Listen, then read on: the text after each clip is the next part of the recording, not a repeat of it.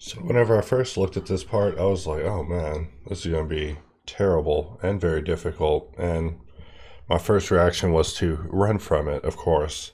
However, let's get in and attempt it. So here we are in Blender, and I'm just going to delete the cube, and we'll just drag the image onto Blender, which will just make it an image as an empty.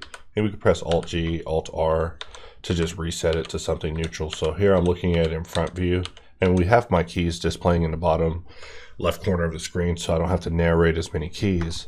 And with that, we'll press Shift A and we'll left click on plane. Just kidding. And let's just start basically blocking in this shape. I didn't give this a practice run either, so basically what we're looking at is basically my take one of running at such an asset, you know, just thinking off the top of my brain with no prep time. So Alt-D in order to just basically extend it out. Alt-D is kind of weird. Sometimes you got to make sure your mouse is in just the right position in order to extend it in just the direction you want to. So because of that, I do consider it kind of a pro feature of Blender, but definitely one that needs to be talked about more because it's really cool.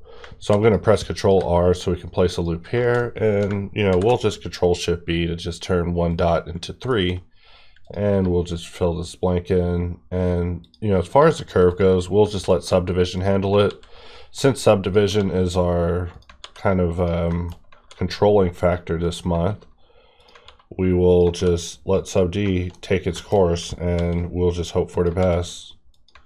So I'm just Alt-D'ing all around. Didn't expect to be doing this, but you know, once you start, it's like Pringles, you can't stop.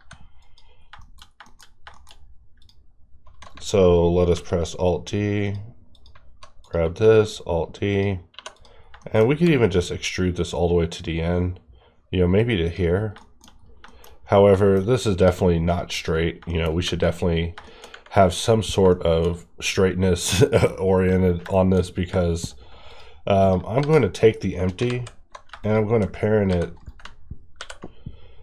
to the plane, and let us select the plane, go back into edit mode, and we basically want it to go to about here is where it looks like in this image. But of course, images always lie to you, so more than likely we have a kind of bent object that isn't actually like that in the image, so we probably want this to go out very straight.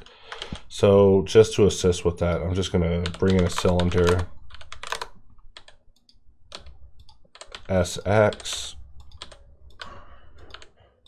SZZ, something like that. Just, you know, getting a look at how far off we are, because this is where I would think that the cylinder on the inside that, you know, shoots out the water is going to be.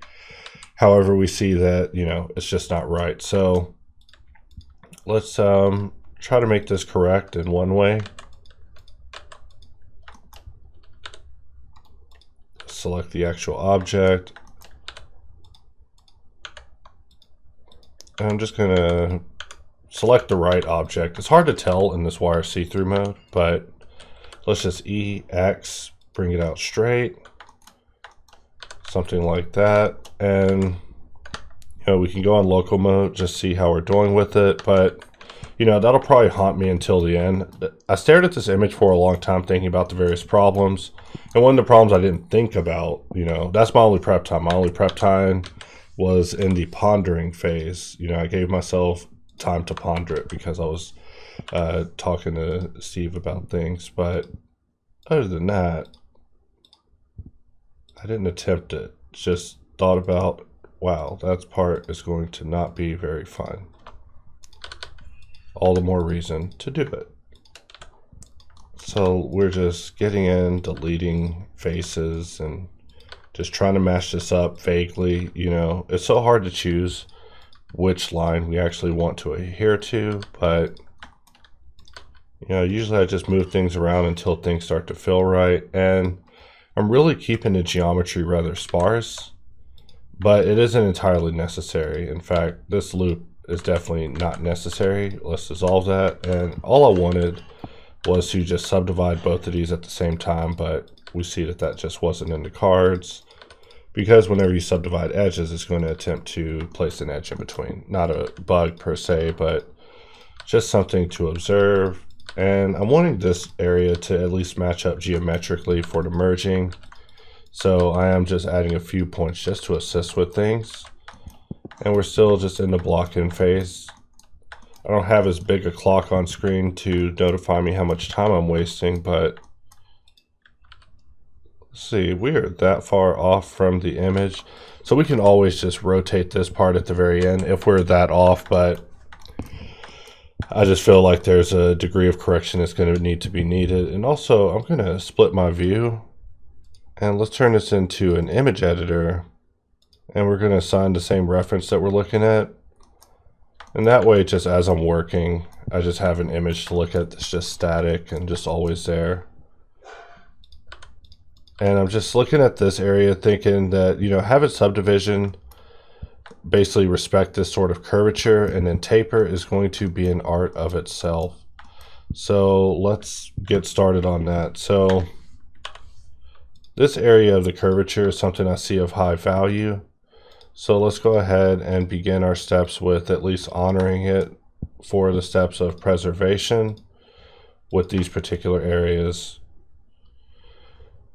With this area, it looks like it actually begins to curve. So let us just press enter and end it. And this area is really a curiosity. We're going to have to, we could either play it very safe with subdivision and let subdivision do what it does best, which is curve very simplistic geometry, or we could start applying some levels, start getting progressively heavier with it, which is also a favorite of mine, and also probably the route that we're going to go at some point, because subdivision is great until, you know, you just don't have control over it anymore. And so looking at this area, one point didn't need to exist, or another point needed to exist. You know, a philosophical question people ask after I'm dead,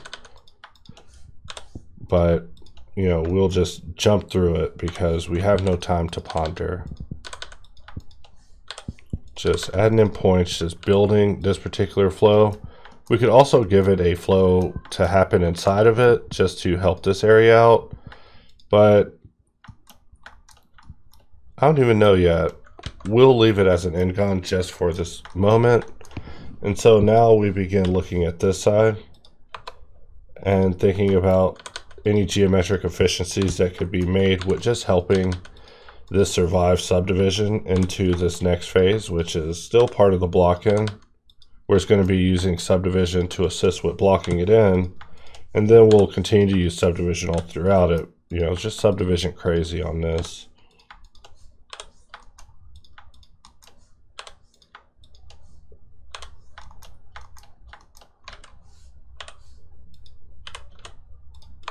And working this way, at least for myself, allows me to get a little bit of planning in as far as the geometry goes, just on the fly, versus having all my flows explicitly be set and be having to deal with all of that at the same time. Sometimes I like to break it down into phases, but, you know, as far as why I chose this workflow over a different workflow or went about this method, you know, it's random for me every time. You know, like I always say, I'm more of a, I consider myself like a workflow scientist. You know, I just, I'm experimenting with all sorts of different combinations just to see, you know, which one works for me, because, you know, everyone's brain's different. But we're just connecting points and we're almost done with this. You know, we took this a lot further than I was thinking. But the more control that we have in place, the easier it'll be to control. And because we're looking at this flat, we're pressing SY0 instead of the usual SZ0 to flatten things. And we can just try this area. It's a flatty anyways. You know me, I'm hard on the flatties. I start getting so whatever when it comes to flats.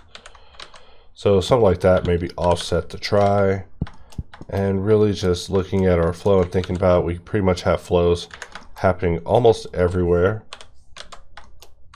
You know, if we start trying to read it, you know, we probably could have this flow actually be circular. We could probably extrude it, put a loop in the middle. But let us continue. For this area, I want to deal with it exclusively. And also, we know that this is just flat on the X. That's where I was talking about, you know, the whole image lying to us thing, because I just know the images are lying to us. You know, anytime you rely on a photograph of an object, there's going to be some perspective distortion. So I had my own perspective distortion from my own eyes. You know, my eyes are also distorted, so you're seeing the image doubly wrong when you're looking at it in these videos. I'm going to put a try there, even though that's not smart. And let's just pretend like this is suitable and take it to the next level. So the amount of solidification it needs, I was looking at the image and I was like, you know, I bet I could probably make that shape and just use a cylinder 32 rounds, because I never bother changing the F9. But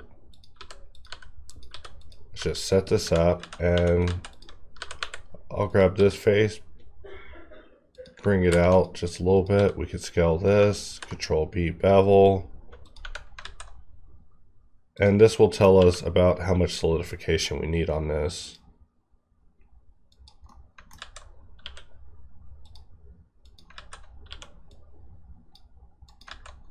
And this also tells us things about the form. For example, this area is incredibly rounded. For like, if we slap a subdivision on it, we see that we at least survived subdivision and was able to get to the next level, and we was able to maintain that curvature for the most part, even though we need a little bit of reinforcement.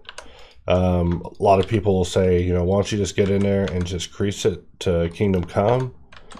You know, I still got to do a video where I talk about why I'm the way I am with crease, because, you know, crease is great until it's not great. And just looking at this and just thinking about, Lordy Lord, what shape is this?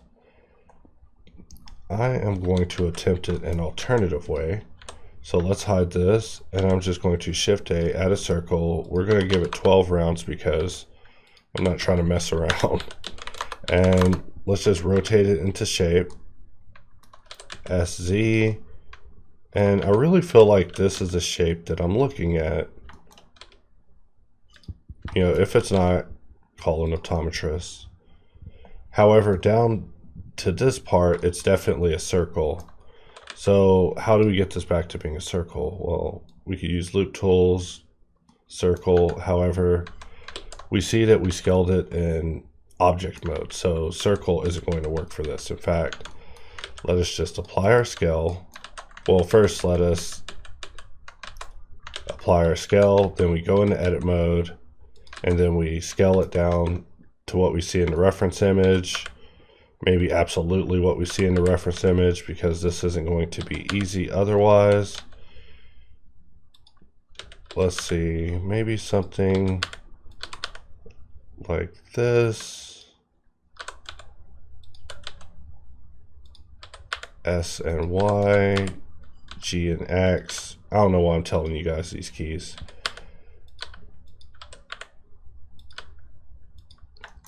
Like I say, they're displayed on the screen. It always just a thing I always think about. I'm like, man, I spent so long in these videos talking about dang keys. So I'm going to right click this and attempt to make it a circle, and it got weird a second ago. I don't know what's up with that, but we're still on the right track with this. We're not on the right track with that, but if we go back one and then grab our loop, let's just extrude this to the end. Just pretend like we're trying to make this piece. So something like that. And let's take a look at this. And for this cylinder to work, there has to be, I was about to say start talking about girth, but this thing does, it needs about that much in order for this to penetrate it that much. Look at me using all these erotic words late night, but you know, that's how it gets when you're modeling pressure washers. It gets very sexy because every pressure washer user is getting play, if you know what I mean. So I think that can work. Let's Alt-H, bring back our original shape. And if we look at this, we realize that we need even more in order to get this to connect. So let's solidify it an additional amount. And let's also remove our faux end that we created that just isn't going to work out. So we're looking at something like that, and we need to remove just a little bit more till we're about there. And I'm going to need this whole thing flat, but I could either slide that and then just SX0, you know, call it a day, you know, crease it with mark so we actually meet the destination. Just really look at this shape, because the shape goes out so far and then it begins terminating here. So this area will definitely have to be handled with care, but we're at least in a good place starting out with this. Maybe, you know, might be in a bad place starting out with this. 15 minutes in and we're nowhere is what someone could be saying. Just kidding. So we're looking at this and we're looking at the curvature and we're looking at the curvature of the main shape, and we see that we still just don't have it yet. So whenever it comes to honoring the amount of curvature you see in a reference image using Subdivision, just have fun with it, because otherwise it's going to be having fun with you. So this area definitely overshot greatly, meaning that we are going to need to grab this loop, Control B to bevel it, and let's dissolve this loop because we don't want any business with that. And we're just looking at our shape, and we want our curvature to be a little explicit in where it terminates, because I just saw it going all the way to the middle section and that looked terrible. Also, we see that this area, let's make sure that we have both of these off in edit mode. We see that because of our topology that this doesn't actually flow in the way that we would want it to. So, you know, resolving that is actually really easy. We'll just select all of these loops and begin working our way up the chain and begin thinking about what flow it is that we wish to create. So something like this. And I'm pretty sure there's a way to actually have selected all those automatically. And just by right clicking and subdividing, we've now added a flow that's going around this. And so to make it work, we just, you know, open the gates. Been playing a lot of Ghost of Tsushima, so I had the urge to make jokes about Mongols. But I have been watching documentaries about what happened to the Mongols, and I guess they won. You know, in the game, you're like fighting them off. I was like, man, I sure hope we fight those Mongols off. But, you know, I was like telling Ashley, I was like, man, did we order some like Mongolian stir fry? Like, I mean, they like, never mind. See, I'm about to start talking about it. I could be insensitive to Mongolians right now. There might be a Mongolian out there waiting to climb over my wall. God, I can't stop just getting offended. Anyways, if you're trying to climb over my wall, please don't. It's a very short wall. I don't even want the cats realizing they can climb over it. So if we look at our subdivision shape, we see that, you know, we're just trying to get the curvature of the shape, which is a full stream, but it's definitely obtainable. So if we look at this area, we see that, well, first of all, this area is going to need reinforcement, something like this. And then on the inside, these don't have to be so close together. For that, we'll create a crease. And if we tab back out, we're looking at something a little more like that, but we do want to conform our vertices to the image a little better. Even though the image is definitely lying to us, we're going to have to use our eyes and our noggins at some point. So let's add a loop at the bottom to just begin creasing that up. And you remember that lonely point that we never talked about again? Well, it turned out to be an important key player. So this area is at least looking a little better, but we do have a little bit of, you know, I call it subdivision eatage just kind of happening on the inside. So we also want that same thing. However, we also probably want some loops in the middle, and because it's solidified, I got to fight those urges because I just can't do such a thing. So let's continue looking around. I was using a track on a previous video, the milk crate time lapse, and man, I ended up picking up their CDs just to find out more about them, and they are terrible. You know, that ever happened to you? You ever heard a song? You're like, man, I gotta check out what this artist is about. Listen to their CDs and they're like singing about their mother forever. It's like, man, what I walk into. I mean, it happens, man. It happens. But I hate that. Sometimes I'm just so stubborn whenever it comes to looking into new music. So we're going to look at this as two different pieces that coincide with each other. It's the only way to make sense of this insanity that I'm looking at. So totally off script, off planning, off mental planning, just really just thinking about how am I going to survive this model without backlash from the Mongolian community.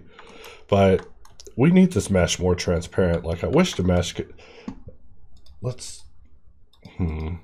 there's no modifiers in our way. And really this piece is just,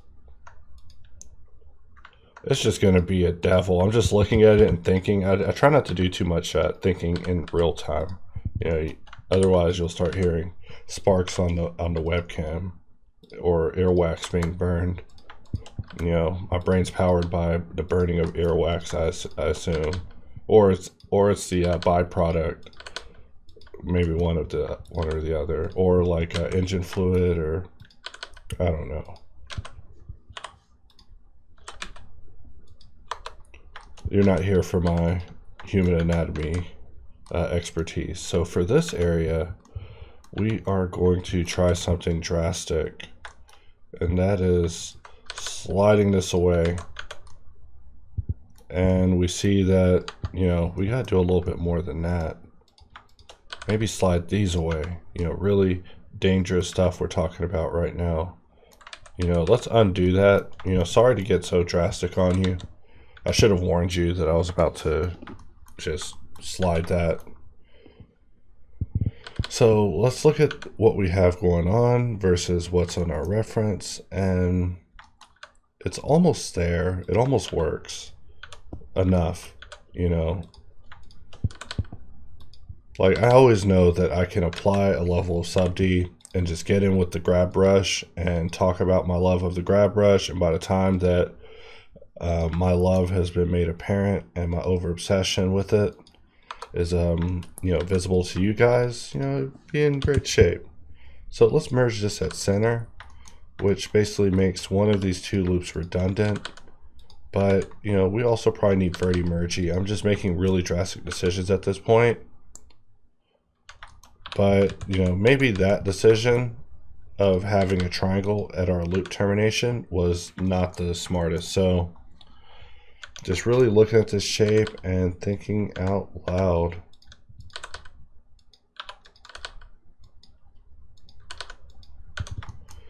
So maybe something like that so far. So we have our curvature along the back that's happening. We have this area. It's happening like a nightclub. I mean, maybe not the most happening nightclub. It could also probably use one more loop of perimeter protection just around even that. But then we start talking about being over obsessive. And the more I look at this picture, the more hallucinations that come through. It's like I've been hit with scarecrow gas and I'm about to be unlocked into a world of hurt. For a second there, I was changing Boxcutter, but I wasn't in Boxcutter. All right. Maybe I did hit some scarecrow gas. If I'm seeing things like that, those be bug reports. Just kidding. But you know, even on the side of all this, I'm still dealing with hops cutter business as always. I was actually going to do a release log, but I was like, you know, let's get in and torture ourselves over a pressure washer, so I can. Also, we should probably deal with that probably sooner rather than later. And you know, you would want to dissolve that loop, but you don't want to dissolve that loop. You actually want to dissolve that loop, just so we have the opposite loops. And let's call this Topostudy PW handle. And I might be having to do a video to reapproach this, because I'm telling you, after efficiencies, and a few studies have been done. You know, the thing about a model is typically you only have to model something once, right? Like, I mean, and then you never have to model it again unless that's your job, unless you're doing that for a living. But normally you only have to model something once, but with repeated testing of various workflows and all of that, you know, usually efficiencies can be found, just like speed running. Like, I watched these speed running videos. Man, I was looking at a video about Mario 64 earlier by Summoning Salt, where he was talking about the backwards long jump. I almost bought Mario so I could go try it. I mean, I could always try it in an emulator, but once you can do it in a real game, that means you could just like go to someone's house who's like playing Mario 64 and like be like, yo dog, let me see that controller, and just totally blow their minds. But the chances of you walking into a house and someone's actually playing Mario 64 are about as slim as you probably walking into someone's house these days. So I'm going to need to bring this shape back, and we're going to turn off optimal displays just so we see what we're about to feed our cube, because it was just showing us a pretty picture, right? But this is the truth, Sally. This is the truth of what we were about to merge in, and it was about to be a problem. And so we also have an opportunity to really look at the picture and honor the picture. You know, and we didn't honor the picture. If anything, we have done great dishonor. So I'm going to select, actually I could select this object and just use late parent to just parent it. And let us just move this over, scale it in, and just try to fit the image as much as I care about, which is about that much. Like I said, when it comes to reference images, I just care only so much. Because if you over obsess, man, you'll be an old man. You're like, I finally made the starship of my childhood. You know, so, you know, good luck to you if that is your endeavor. But luckily, I just played Sonic, so I already modeled Sonic. I can model the heck out of Sonic. I still got to do some Mecha Sonic. But anyways, don't get me started on Sonic. Let's Control A, Visual Geometry to Mesh, and let's just you know, first mesh merge, use a mesh machine. You know, I just love pressing Alt X and just gesture flipping. I have to say I'm addicted now. I'll probably turn it off still, but in the meantime, I still like it. And also, using it has kind of reminded me that, you know, my needs for edit mode are kind of simplistic.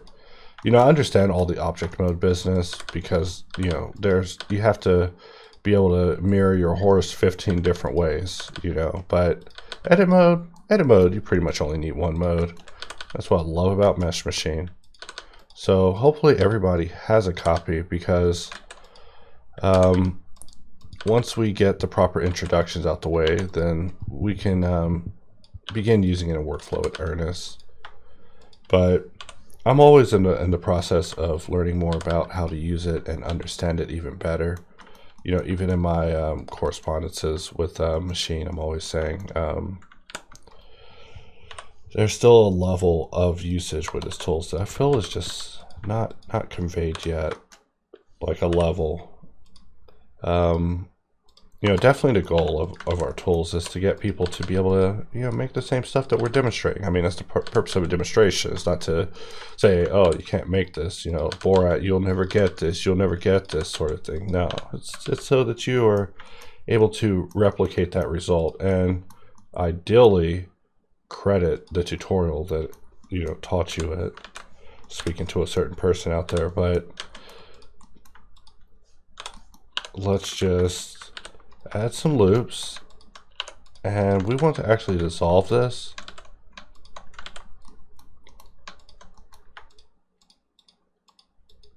And we're just sliding around, just the soundtrack's picking up, but it's not picking up in the way I was actually thinking. It's picking up a different kind of way. And we turn off visualizations, we can save our file and just start pounding it with SubD, and we see that this side, it's all right.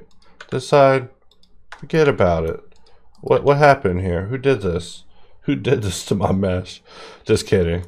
You know, it's like we just grabbed the mesh after it's been viciously beaten. We're like, who did this to you, man? It's like, you did this, man.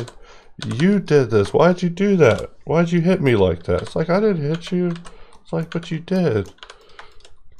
Alright. My bad. Control B. Roll the wheel. Press P. Now we solid our bevel, which is fine. We just need to give a little perimeter protection to this area, and I could either add loops that way, or we could just select a whole loop and use our solid bevel to go ahead and deal with that. Let's press Alt V, and we can see the versatility of this shape. So we simplified our loops a little bit, just so I could come in and say we shouldn't have simplified our loops. All right, you know, there's a reason I always choose 32 rounds, is because I'm old.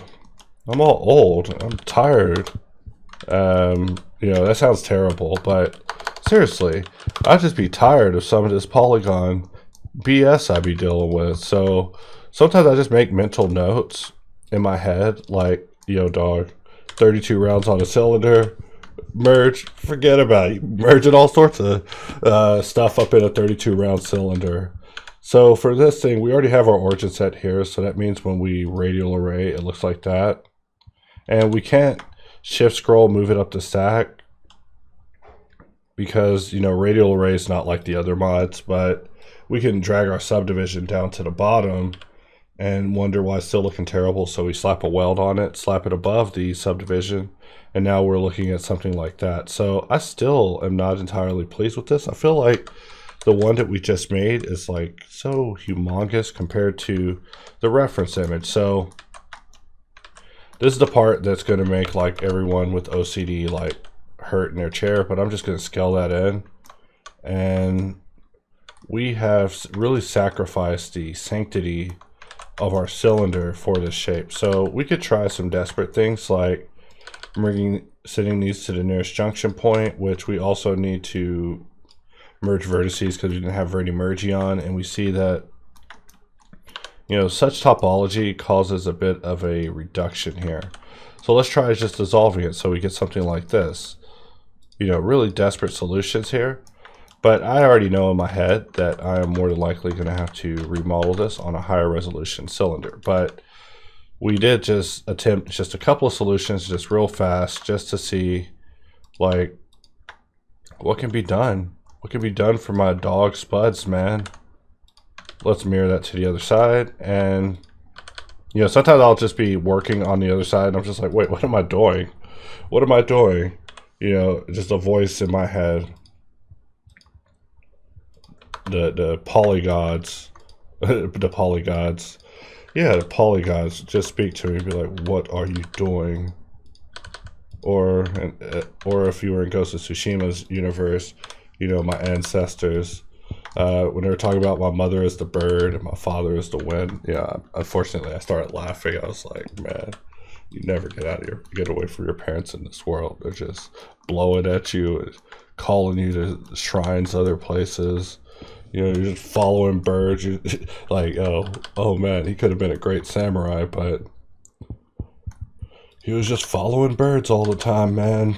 You know, because birds were his parents. His bird, and every time he saw a bird, he just freaked out like my damn cat, which it also makes me think of. So we're just getting in here and just being weird, talking about our parents being elements and simplifying geometry and just attempting anything to just not have to talk about that piece anymore, because hoo-wee, that was a saga, wasn't it? All right, so we're back in action. Took a brief moment to pause and reflect, like as if I was at a shrine. Sorry, gonna be making jokes about parents being elemental forces for the rest of this video, and really thinking about how I want to delineate what's happening here, because, you know, we have this turn, right, where the geometry is about to begin flowing downward. And at the apex of that is like this area. If we look at it with optimal display, we see that there's like this diamond quad formation. I just don't like that. I don't like seeing it. So what we could do is actually crease it real hard. You know, like the Joker, I could just hurt you real bad. I'm just going to crease you real bad. And let's see how that does. And now we see that there's actually a sharp transition happening there. However, I'm thinking even more that there should be like a buffer loop that protects that area so that the transition going down there does that. But, you know, I over obsess sometimes. I really do. That's why I can't look at a piece too long. Gotta move fast, like Chris Chan. So from here, we are still just analyzing our shape, thinking about, do we want to move this even more to adhere to the shape that we see on the inside of this? And we can't really do a ton because we're still kind of in this pseudo 2D state, but personally, when it comes to this sort of stuff, I mean, a professional will probably tell you to look for more ref. I would just say, you know, just find a middle point in between. Just work on them eyeballs, but I don't know. That's just a personal skill I feel I would like to get good at, is just eyeballing stuff. You know, I just like to eyeball things and be able to tell how much fluid it has in it, or, you know, how many M&Ms are in a jar, or, you know, how many babies someone's carrying. You know, too many. Just kidding. Anyone carrying more than one is too many. Sound like China over here, but back to modeling. I think they actually got rid of that policy.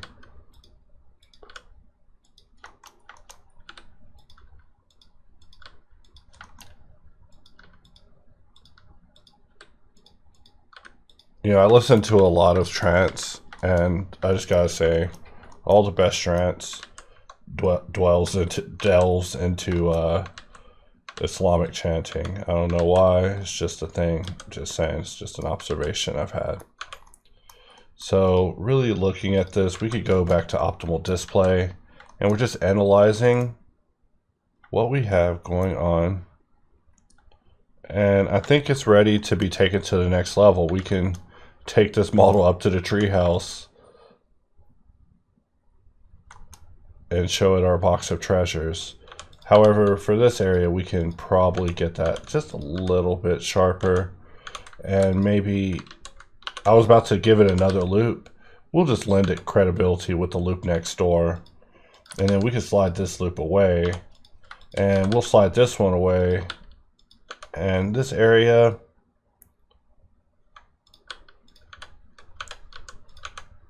that's how SubDP sometimes. You're just moving points and look. I mean, we could, of course, enable it to display in edit mode, and we can see exactly what we're getting. You know, this is one of those times where we probably do want it, because when we apply SubD, we're going to definitely be getting what we're looking at here. However, we'll take it to 1. Usually I never apply 2 levels of SubD. That's just too much D for me. But, you know, 1 level, that's just enough. And all of these areas that aren't solved properly are going to become redirects. So let's just do better. Redirects aren't bad, but if you don't want to redirect, then yeah, it's real bad. You know, you're being redirected. 404. Yeah, I was trying to search for these power washers, and DuckGo was down. And man, I thought my web browser was down. I rebooted the computer. I was like, I reconnected to the network. It's like, man, this computer is having a issue. One of them issues, you know. I'm gonna have to call technical. Just kidding. I don't call technical support unless my device is on fire. Not just because you know, since I worked in the field, I know that whoever's on the phone doesn't want to take that call. They want to just keep using Blender. So, you know, I just leave them be in hopes that, you know, they're just on some idle time doing some Blender.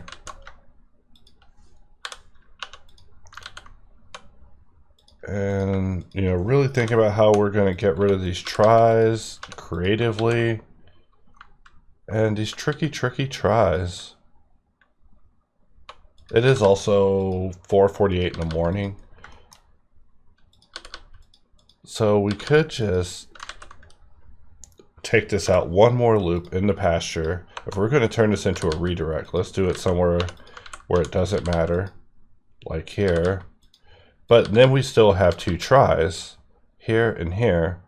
And I mean, we could actually give this try to the area downstairs, but just looking at this, pondering, what is going on here?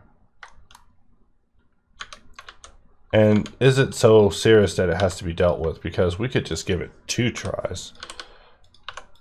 Offset our try to be over here.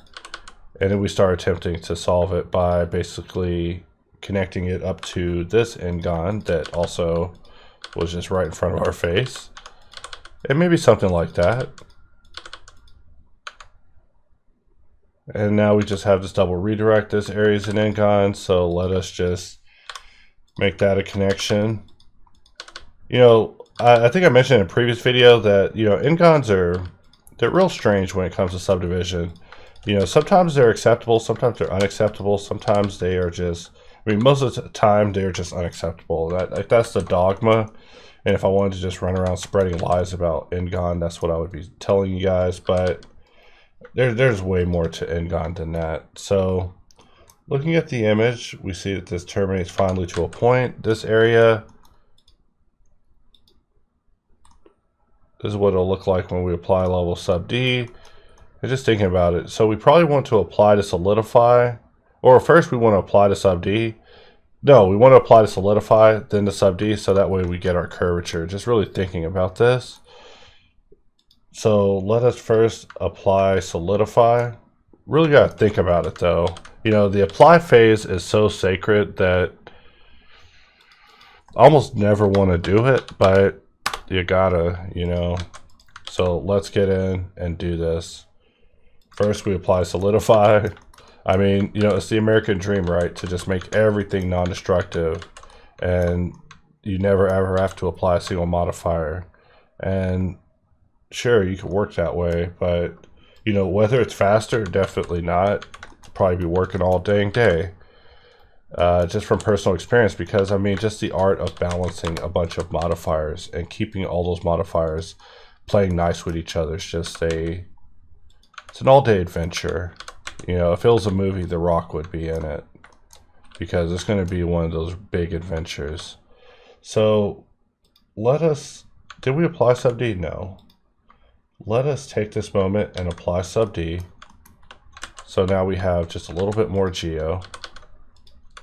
And this will allow us to begin bringing in some level 2 details. But also, it does mean that we have to kind of redefine this particular area, because what I'm looking at isn't going to actually cut it.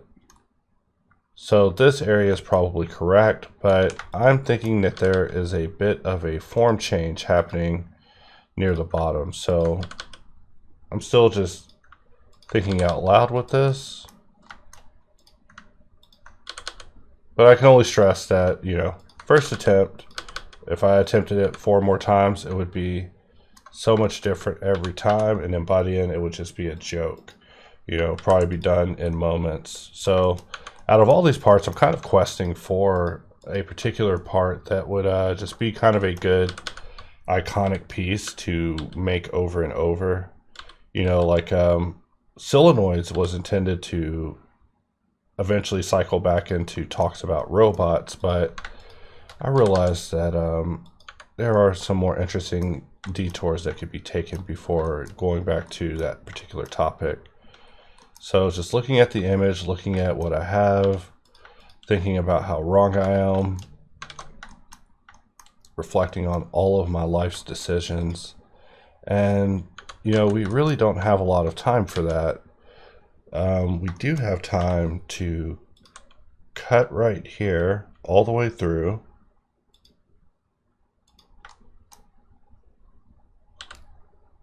And then come out over here.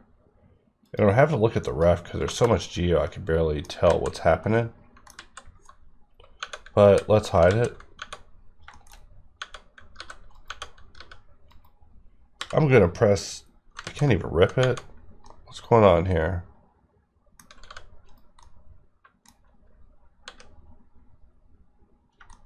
Oh, it's a blurry raft. That's what's going on. No wonder I can't understand what I'm seeing. The raft's just blurry. You know, it just happens. So today on Blurry Raft, just kidding, every image is blurry. You just zoom in on it, just becomes a bunch of blurs. If you're me, it might even start out that way. You might have chose a blurry image to look at to begin with. You know, sometimes I accidentally reference a thumbnail. And because of our new loop, we now have this one, and we're just going to create a manual inset. Just one of those classic insets, the ones like your father used to make. So let's select this, Control B, Shift tilde, and I'm just going to mark these, and let us just grab this area and press Alt S to push it in, you know, with a devil may care attitude, and we're just looking at what we're getting. So we now have that cut in. I'm not going to go too in depth or too in detail with this. You know, usually I just add enough modeling detail to indicate some of the detail, but you know, like with a gun, you could go all crazy, start modeling the ridges, but I often find that when you get too crazy with SubD, it just starts giving you knots in the head, which I just can't stress enough. I hate. I can't get around knots. I mean, the only way really is to probably start transferring normals. Then you know, no one can knot you in the head. But if you're using normal transfer with SubD, you know, you probably should be analyzing your workflow, because there's some massive inefficiencies happening there. But it also sounds like it would be quite heavy of a mesh to deal with. But you know, every rule that I ever specify, I assume it's just to be broken. Not even, hey, this is the way you should work, because you know, everything's dogma. You know, the whole you should work in only quads. That's just put out there by Big Quad. You know, conglomerate of companies that just want you to just work in all quads, so that way they can hoard all the tries and ngons for themselves. Everybody knows that. You know, everybody knows about Big Quad. You know, and Big Ngon. No one talks about Big Ngon. You know, because their public face is just too skewed. Sorry, just a little topology humor there. Y'all might go on tour one day to studios and try topology humor. You know, with just studios of artists. Like, I feel like I could make it work. You know, get dark real fast. You know, you start talking about topology. I don't even want to say it in video. YouTube will start demoting me. But start dealing with some topology, and your thoughts are bound to get dark. Dark thoughts, like, how do I end this struggle forever against geometry? But the struggle goes on, and really, you shouldn't even think about how you can get out of the struggle. You should think about, why is it a struggle? Because it doesn't have to be a struggle. It does get easier every time. I mean, it's a matter of practice. In a way, you guys are watching me practice. What is going on with this mesh? Who else is here? We probably do want to just bring that in a little bit. Something like that. And because we actually have more geometry now, we can get in and make these movements. So when Blender is able to have a basically a derived mesh modifier, you know, I would be all over it. I would just apply that first level of subdivision. It'd literally be my first test. If it didn't work, it'd be my first bug report to Blender. Just like, hey man, let me apply that sub D and touch the geo.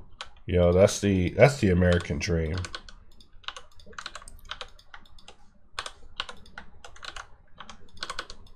So just working this geo around, you know, it's not even necessary. I just, you know, sometimes get stuck in the Tetris mindset of working, and I'm just thinking solve, just solve. Because every attempt teaches me something. I learned something about redirection and triangles and ngons and loops, and don't do this and do that, and definitely never ever do that, and mainly a lot of why did you do that sort of things. So I could just draw this and project it, and that would be like 10 times easier than what I was about to do. So let's actually do that one, because it is, after all, 10 times easier. And there's an angle to the ones that we did versus the reference, so we're just going to have to take that into consideration. Like I said, there's always going to be a mistake that you just have to live with. You know, Batman's was that he caused his parents to go home early because he was scared of the movie. The movie was Zorro. Shouldn't even be scared. The guy was a hero. But let us bevel. Press 2 just to reset it. And we want to just give it 3 segments because SubD's got us. And how big of a bevel do we want? I'm really just looking at the reference at the bottom and thinking about it. But we're going to say that that is enough. So what version of Blender are we in? We're in 2.93, so that means knife project works.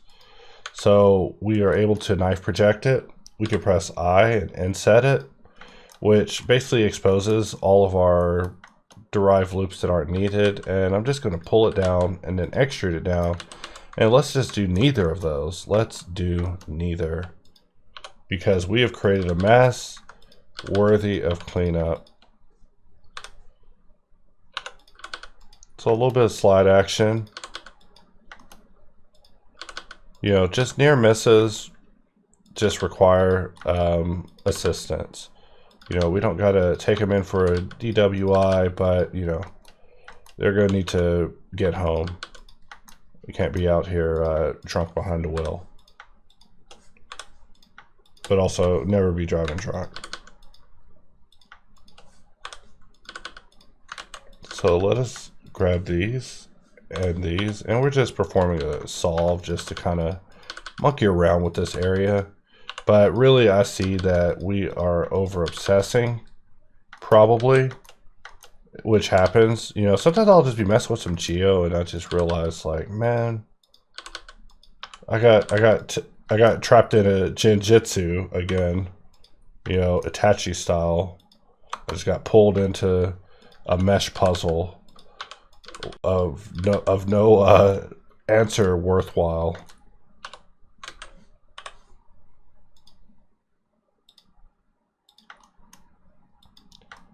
Also, working this late, I assume I should get 0 phone calls. I would be most upset if I started receiving phone calls at 4 a.m.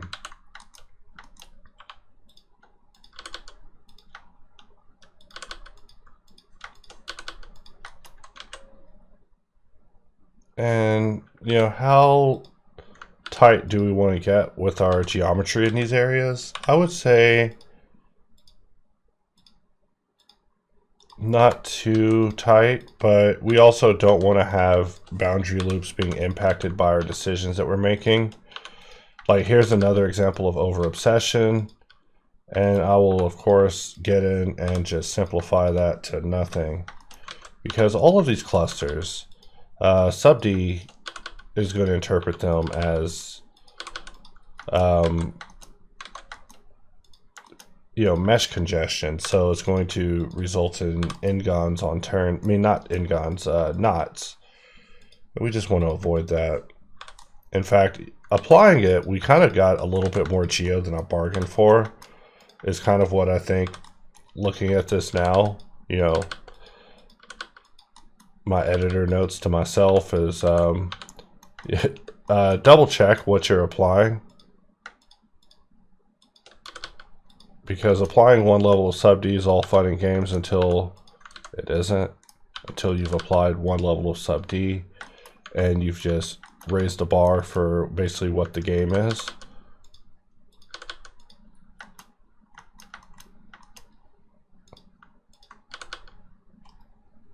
So for this, we're just going to slide this over.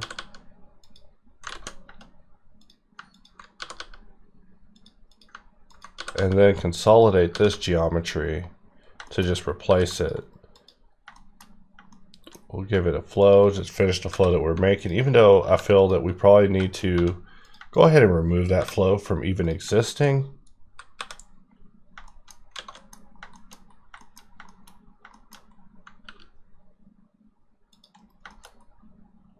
And let's just grab this, subdivide, grab these two, J for join, same with this area, And really, this is the point in which you really start to just zone out in the model, and you're like, oh man, 6 hours later, did I make the pressure washer?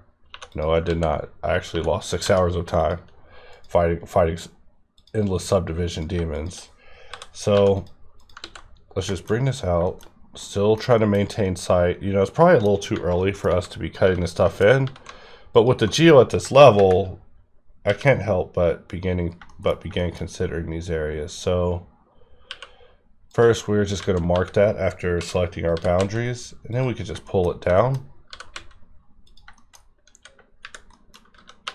And let us grab this loop, and let's just Control B to give that a reinforcement. And this edge that we were working in around it, we probably don't need that. Just thinking about what we have here. That's probably more akin to what we want.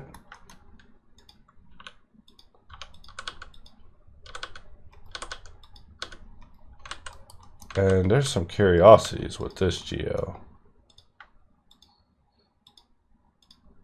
Also, I'm receiving a lot of email. All right.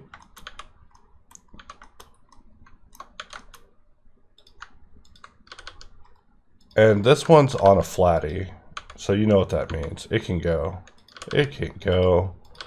If the loop doesn't add anything to the curvature at this point, or you know, assist with the form greatly, then yeah, it can go. We could definitely begin talking about reducing a lot of these loops, but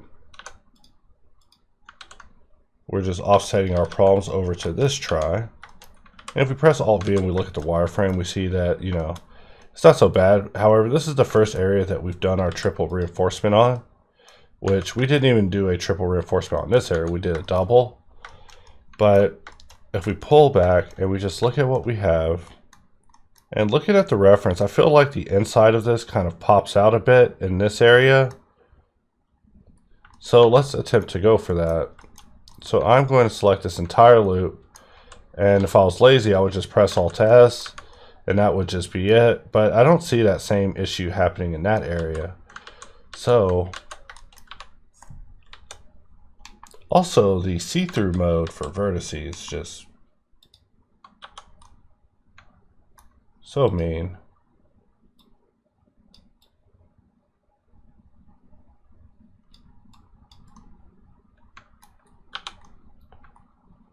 Alright, I guess we're on our own. So we're looking at this image, and I'm going to just deselect from here to about here.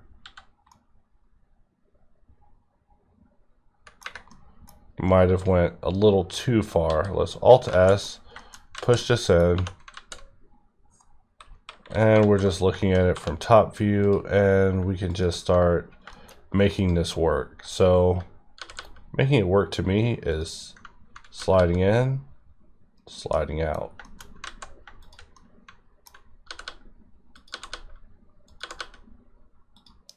Maybe something like that, but we're obviously sliding too much because part of this actually works already.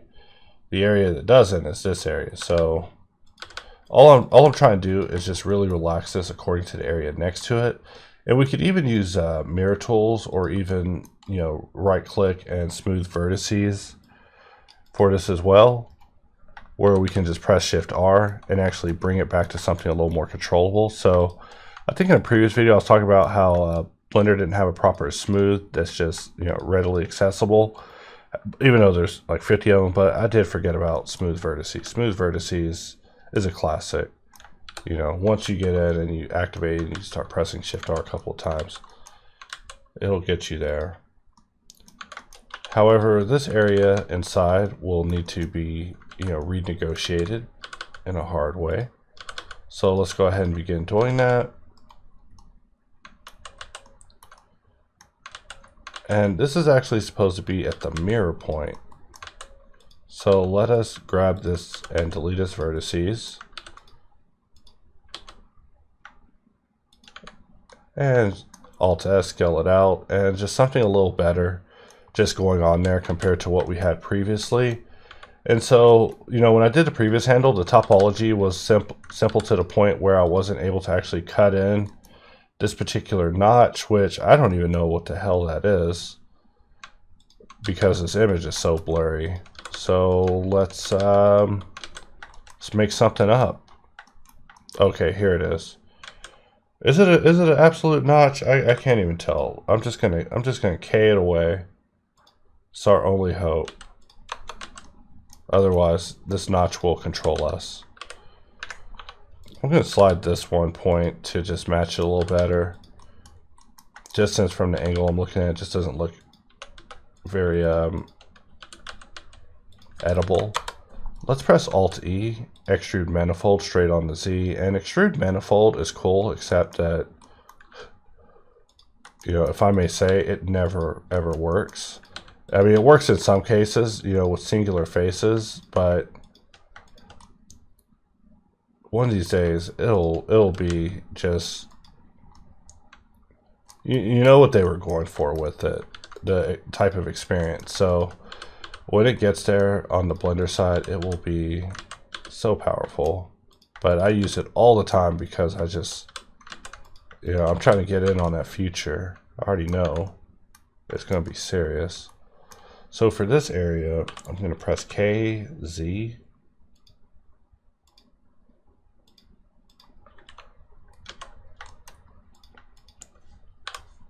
And maybe something like that.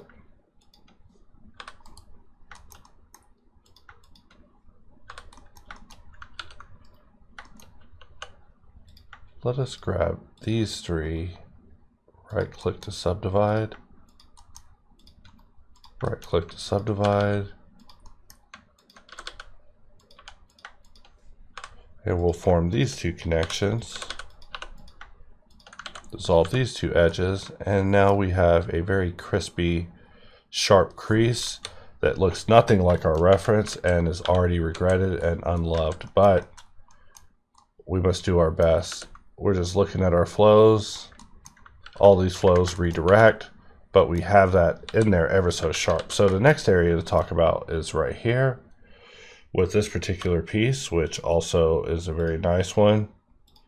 I do like experimenting with adding these cut lines into the models via the SubD process because, you know, it's like a battle of topology versus form. You know, you really want to get the crease line, but you also want to maintain your curvature, but you also want to, there's just so many coinciding dreams that happen. And, you know, the cure for anything that you're trying to do involving curvature is just more geometry. If you can't get it, you need to add more geometry. I mean, it's so unfortunate, but it's almost a meme, you know. And I mean, to me, it is a meme because, you know, it's a question that comes up so much, and, you know, I feel like I'm talking about it on a weekly basis. It's like, yo, your problem, more geo. Why are you trying to go at it so cheap? You know, you're not making this for an Amiga. So, you know, break some eggs.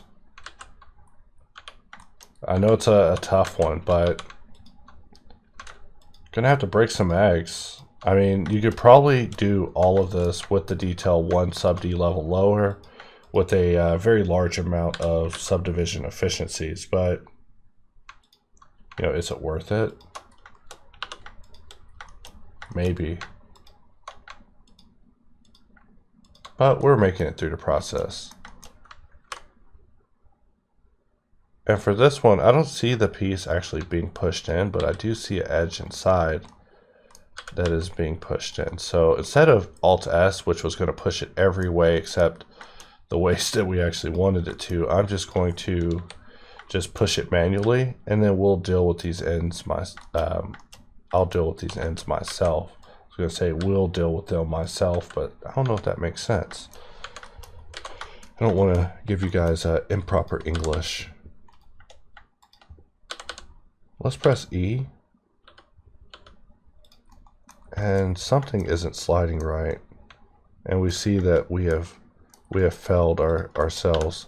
You know, there's a bird tweeting at me. It was probably the spirit spirit of my mother telling me that we should have put a loop here. So let us get in and correct it. Now I do miss playing some Ghost of Tsushima, even though they got me just literally running around doing everything in the world. I'm like literally the only samurai in Japan. But the game looks so nice. I mean, besides the graphics as well. I mean, it looked good also on the PS4, but you know, they got some good landscape, man. Like, you know, I just look at the game and I just be thinking things like, who landscapes back in these days? Like, were there people out there tending these grasses, you know, like lawnmowers, or, you know, are there landscapers? I'm going to have to spend my time Googling that, looking up feudal Japan landscapers. Find out about a landscape in Hanzo Hattori with his famous garden shears. Cut down the demon Nobunaga. Alright, so getting off topic here, but what else there to talk about? We're talking about feudal gardening with Master Xeon. Well, you know, also it could be good samurai practice too. You're just like, hey, you know, we got some grass problems. You know, send a samurai out there. They'll cut all that grass so fast. You know, they'll even level up in the process. Like, you got some bamboo, just slap some button prompts on it, and a samurai will pop out of the woodwork to cut that bamboo in half to level up and receive a charm. But I'm just making video game jokes at this point. But if it came to PC, I would definitely purchase it a second time. Definitely so I could hit it with the trainer. So looking at this geometry, you know, I want to do so much for it, but the flow just starts getting so doubly confused, and this is already like a critical area, so we don't want to get too weird with it. But we see that now we have this crease added in the back. And just looking at this piece, I feel like there's a hallucination and a differential happening, or there's a stain on the image or something, but I'm probably just being crazy. So let us just calm down, not get overexcited, and start modeling in every hallucination we see, like Martha and Thomas Wayne. I see them in the mesh, so we could model them in here. And just tighten up the corner, just looking at that corner, looking at the ref's corner, you know. I don't like it. We're gonna slide off. We're gonna relax. You know, we're getting a little tight on that corner. It ain't gotta be that way.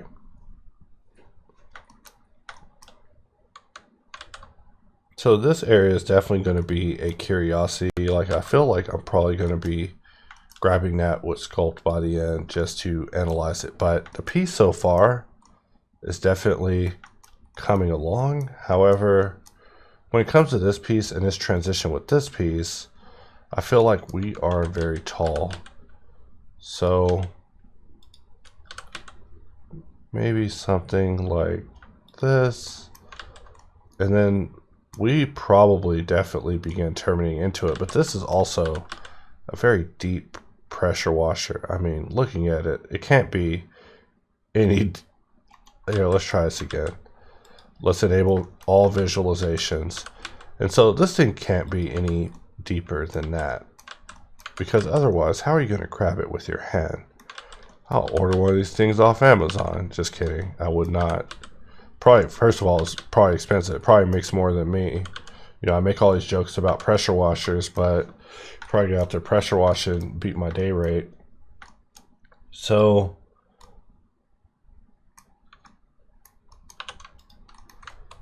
let's grab these, plus this one, S and Z, and we're just scaling it down to fit just S and Z. Just seeing what we can get out of it.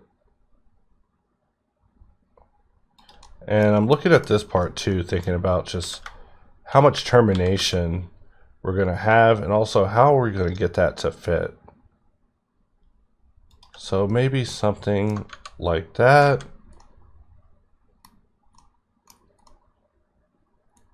However, we were using this thing as a metric for how flat it would get. So we could also try an alternative strategy, like grabbing this part and flattening it down. But we can't lose the amount of penetration that we have with these two pieces in their most intimate relationship. So probably about that is what we're looking at. And then we're still looking at a Ghostbuster or a ghost busting capable pressure washer size piece. So let's bring this up.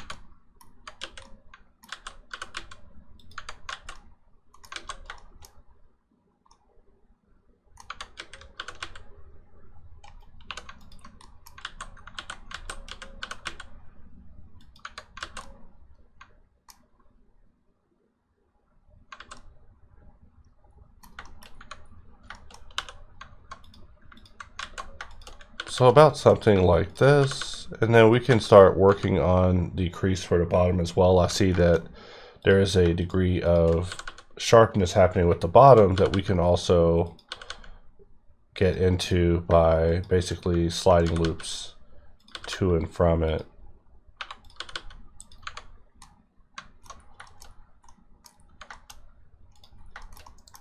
Let's grab this area, slide it up, slide it back. Same with this.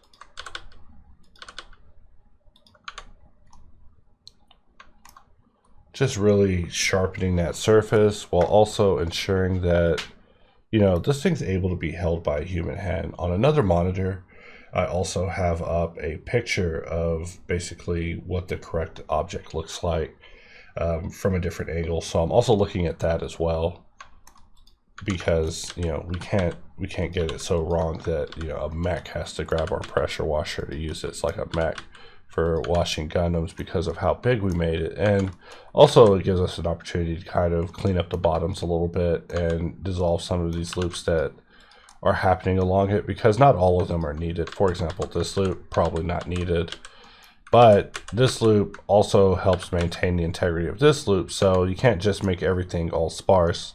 I mean, maybe you can. Like I said, all the rules I ever specify are made for you to basically prove me wrong by breaking.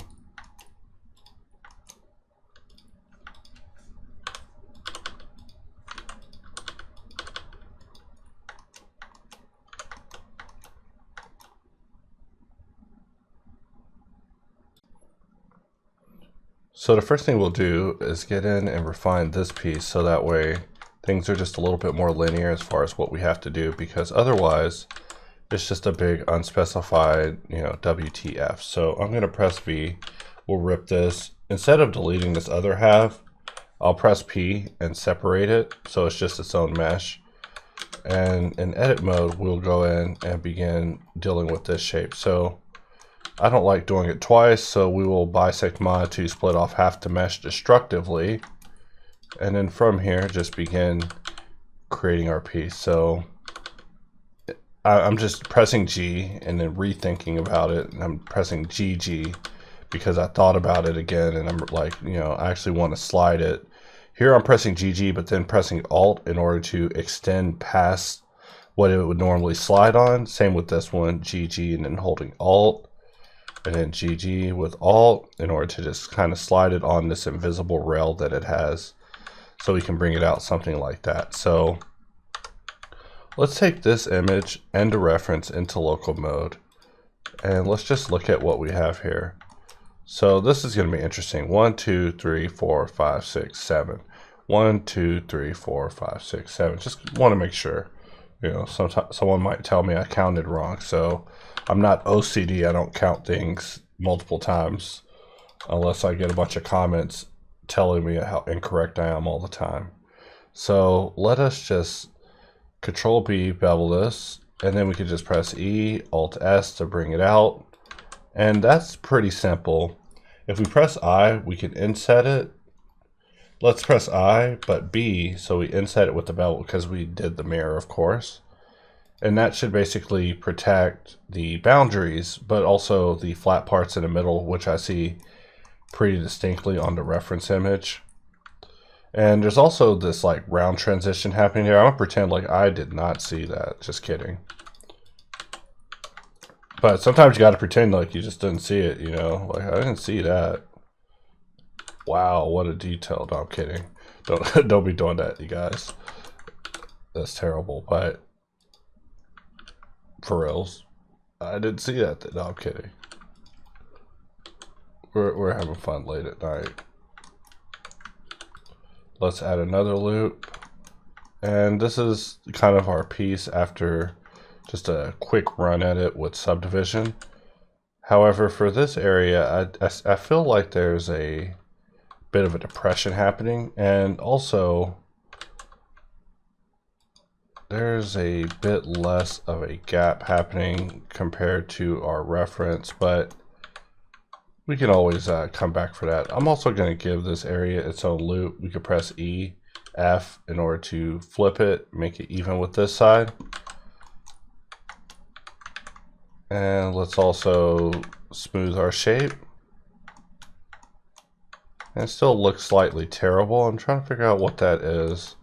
Maybe it's the amount of SubD I'm giving it. Maybe it's because it needs a loop in between. But I feel like this is looking really rounded in these areas in the reference image. But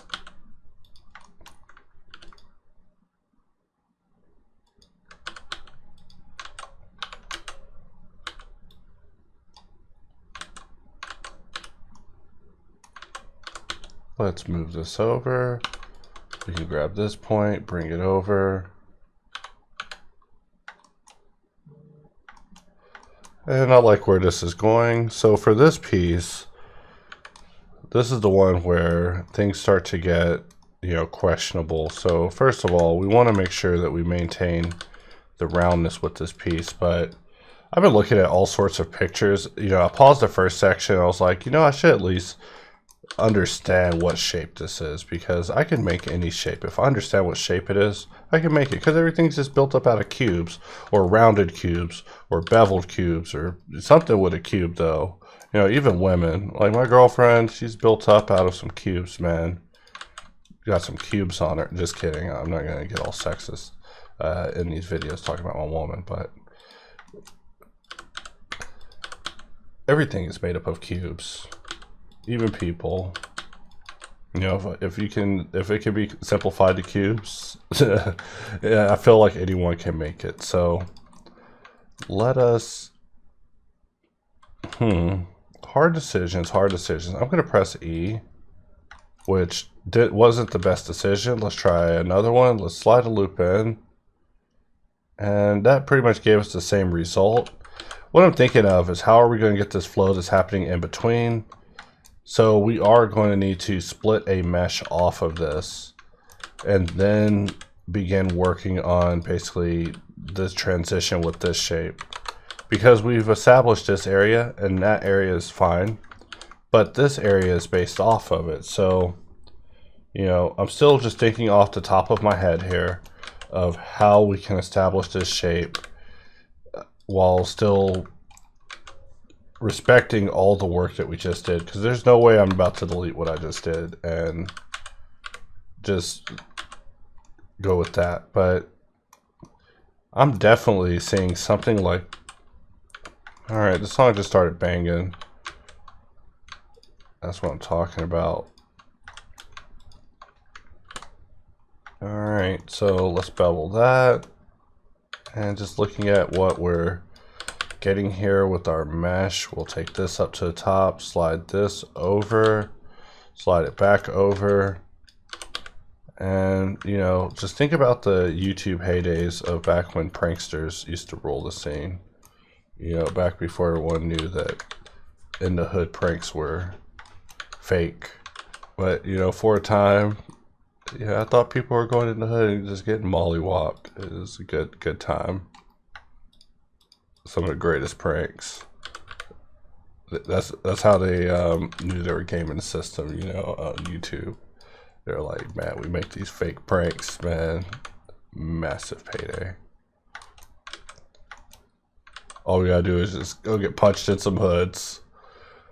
So really just looking at what Subdivision is giving us and just kind of goofing off with this, just kind of thinking what kind of form it's going to be, and you know what the topology is going to give us when we try to go for said form. So like I said, really going to be, you know, this video is going to be a rough landing because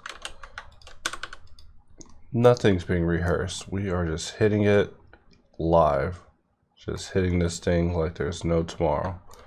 So let's get out of local and exit Dreamland, and we look at this piece and it looks like it's just a big flat easy piece from the side, but if we look at other images of it, it's actually quite terrible. So let me see if I can find some images of it on Google that we can discuss.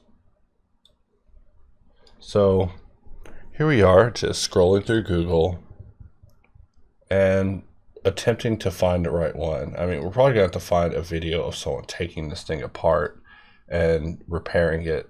You know, here's a 300 by 160 image. Just great.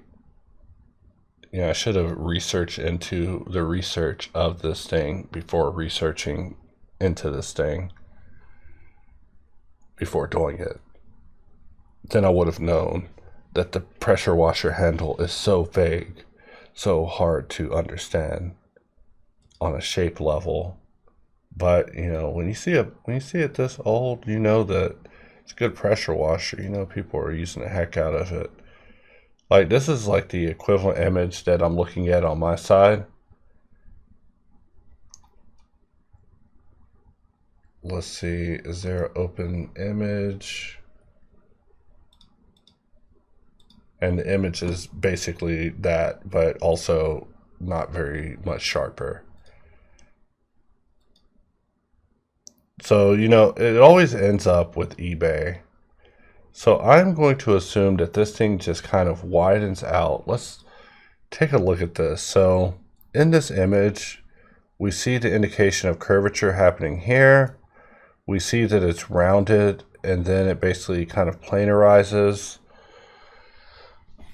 You know, we probably could have bowled all of this stuff together, bowled everything together. That would have made sense. But I think we're actually very close, and I'm just overthinking things. So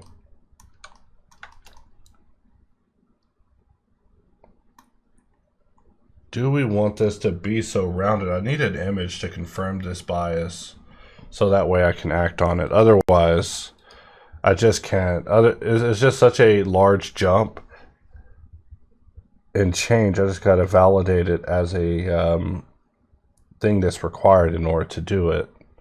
And we're 10 minutes into this video, just looking at quick connect compatible cables at 5:35 in the morning. What has my life turned into? So maybe my criteria is too specific. Let's look at an image of this. And we'll bring this window over.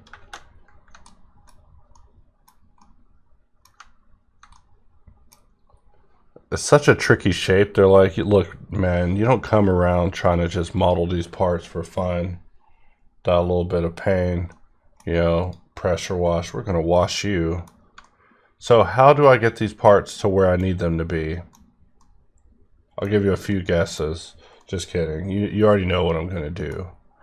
I have a lot of geo. I have to actually get up to this.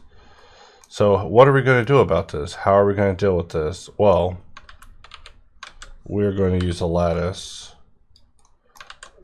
One of my favorite solutions and the most classic. So let's just deselect everything that we really don't want to be modifying.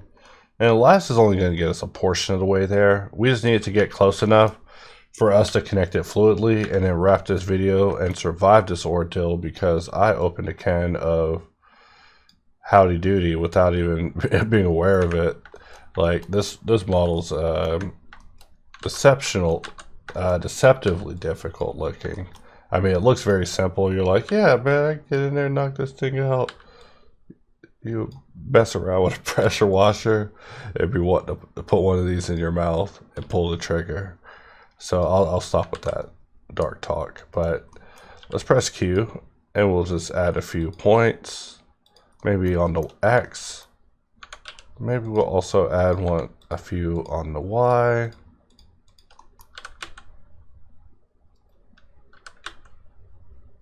And this is what we're looking at so far.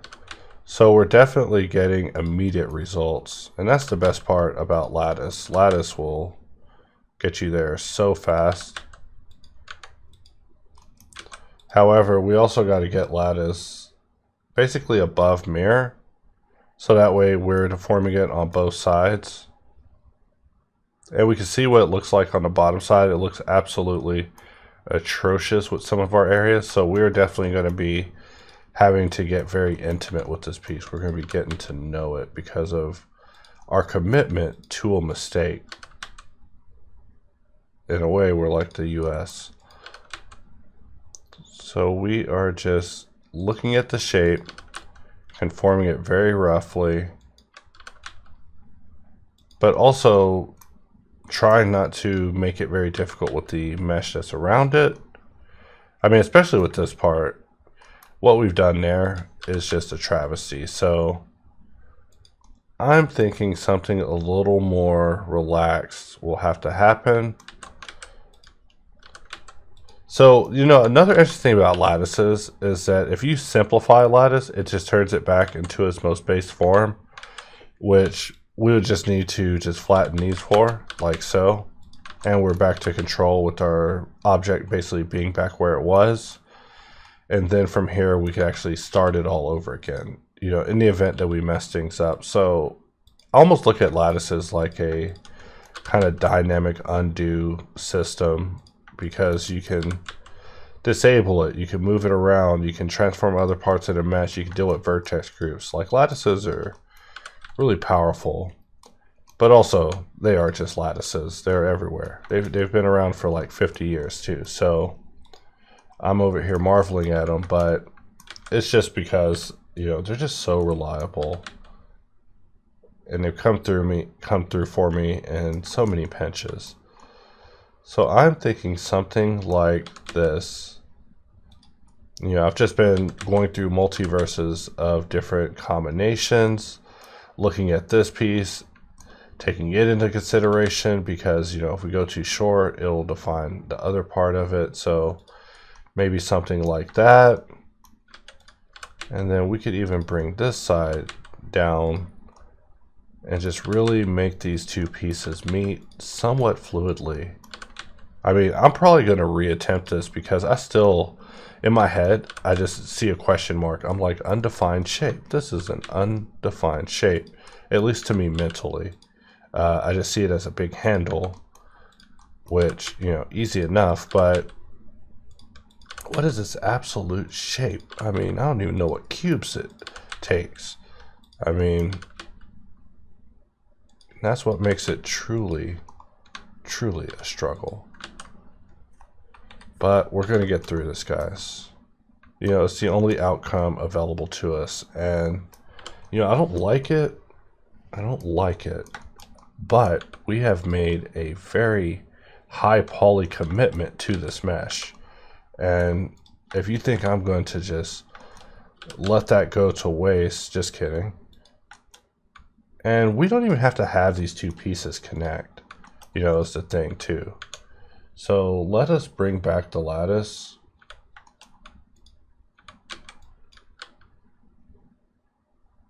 And I'm just thinking out loud, we probably actually need to move this on the mesh level if we're trying to deal with that. But really, we'll be getting back to that shortly. I mean, think about all these extra loops that was added by Subdivision. We could always dissolve them because they're based off of other loops that are really basic.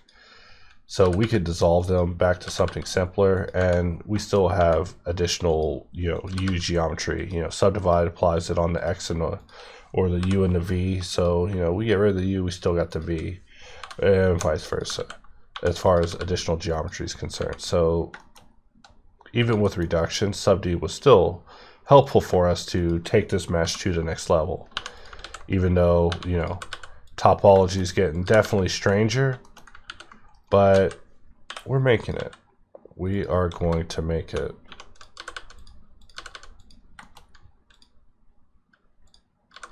And that's not just a motivational tape speaking, just kidding.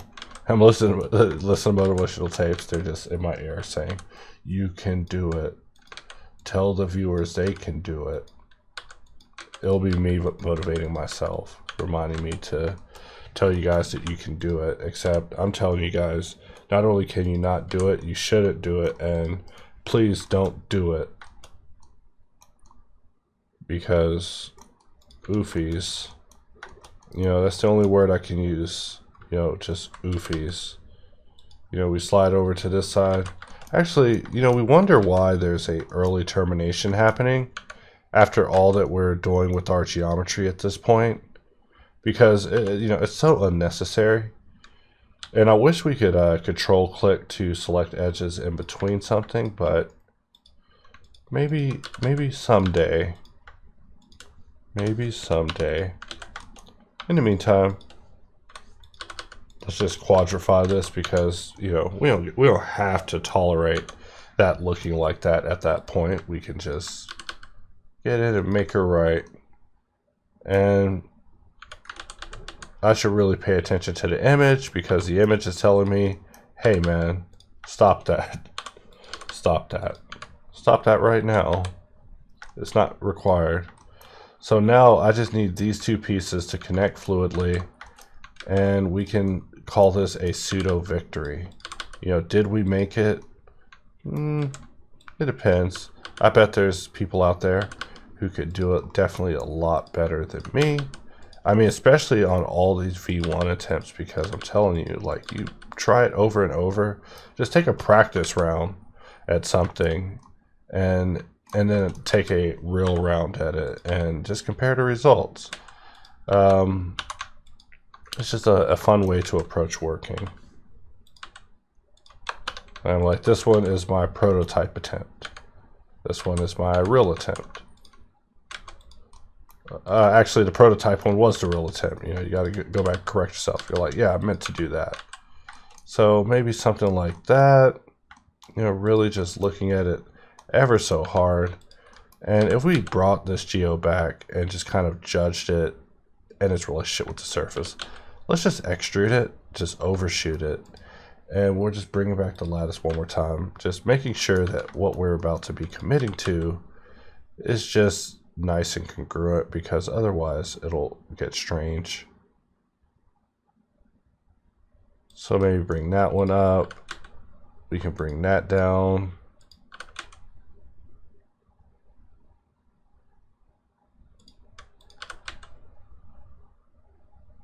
But we definitely want to make sure that we are at least either flush or exceeding the cylinder with our edge perimeter connections. That's the main thing. Everything else is just, you know, we'll have to smooth it out. And by smooth it out, I mean we could add more segments to the lattice after we define our initial ones. And it really rounds it out, so that way the lattice is a lot more agreeable, but we also see that it changes our solution. So we may not even need it in this case, but in fact, I don't even know what I did, but I made things weird again.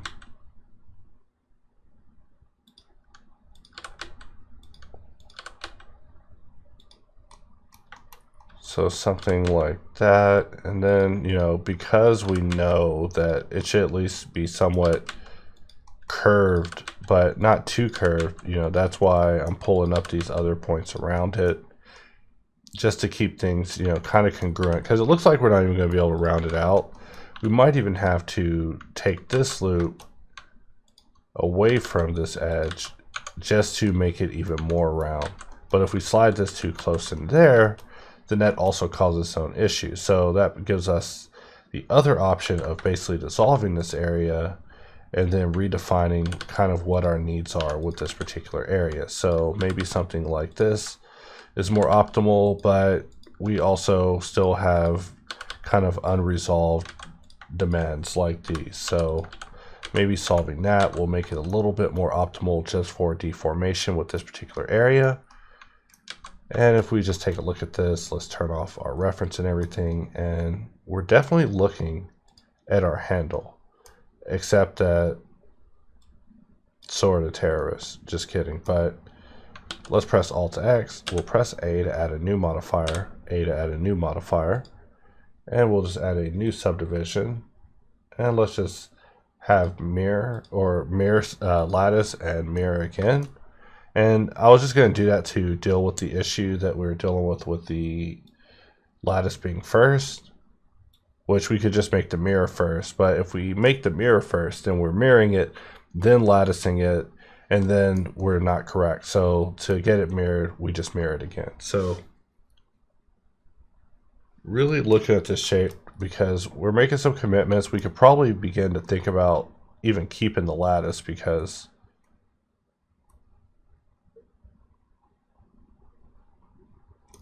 I'm almost curious into what would happen if we just continued on in a different universe, right? Like in that universe, we duplicated the object, hit it. But for this one, we applied the mirror, applied the lattice, and we press Alt X, scroll down to bisect mod, we split it again.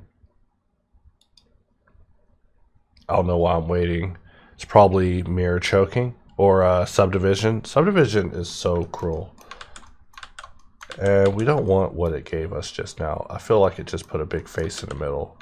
So let's scroll to mod, bisect mod, because that's the one we actually want. And now we are back in shape. So we have our mesh split in half. We have our lattice applied.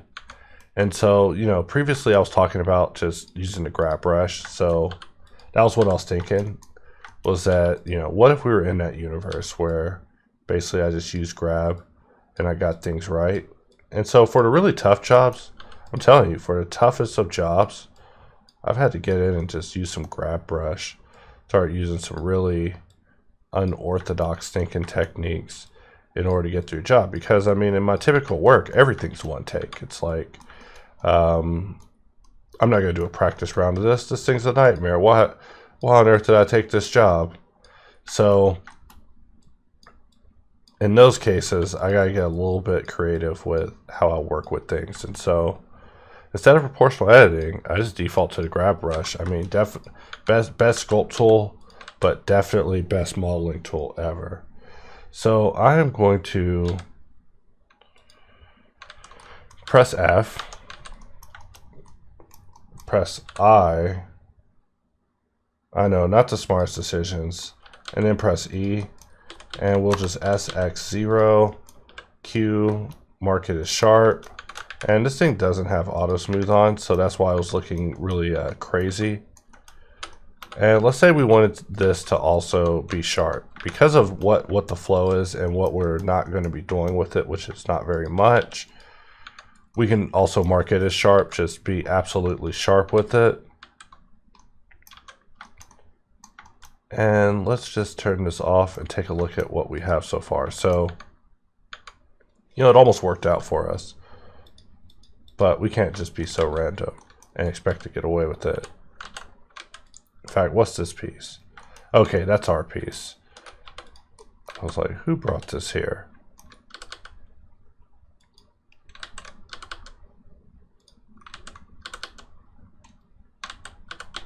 We'll press GX, bring this out, delete faces.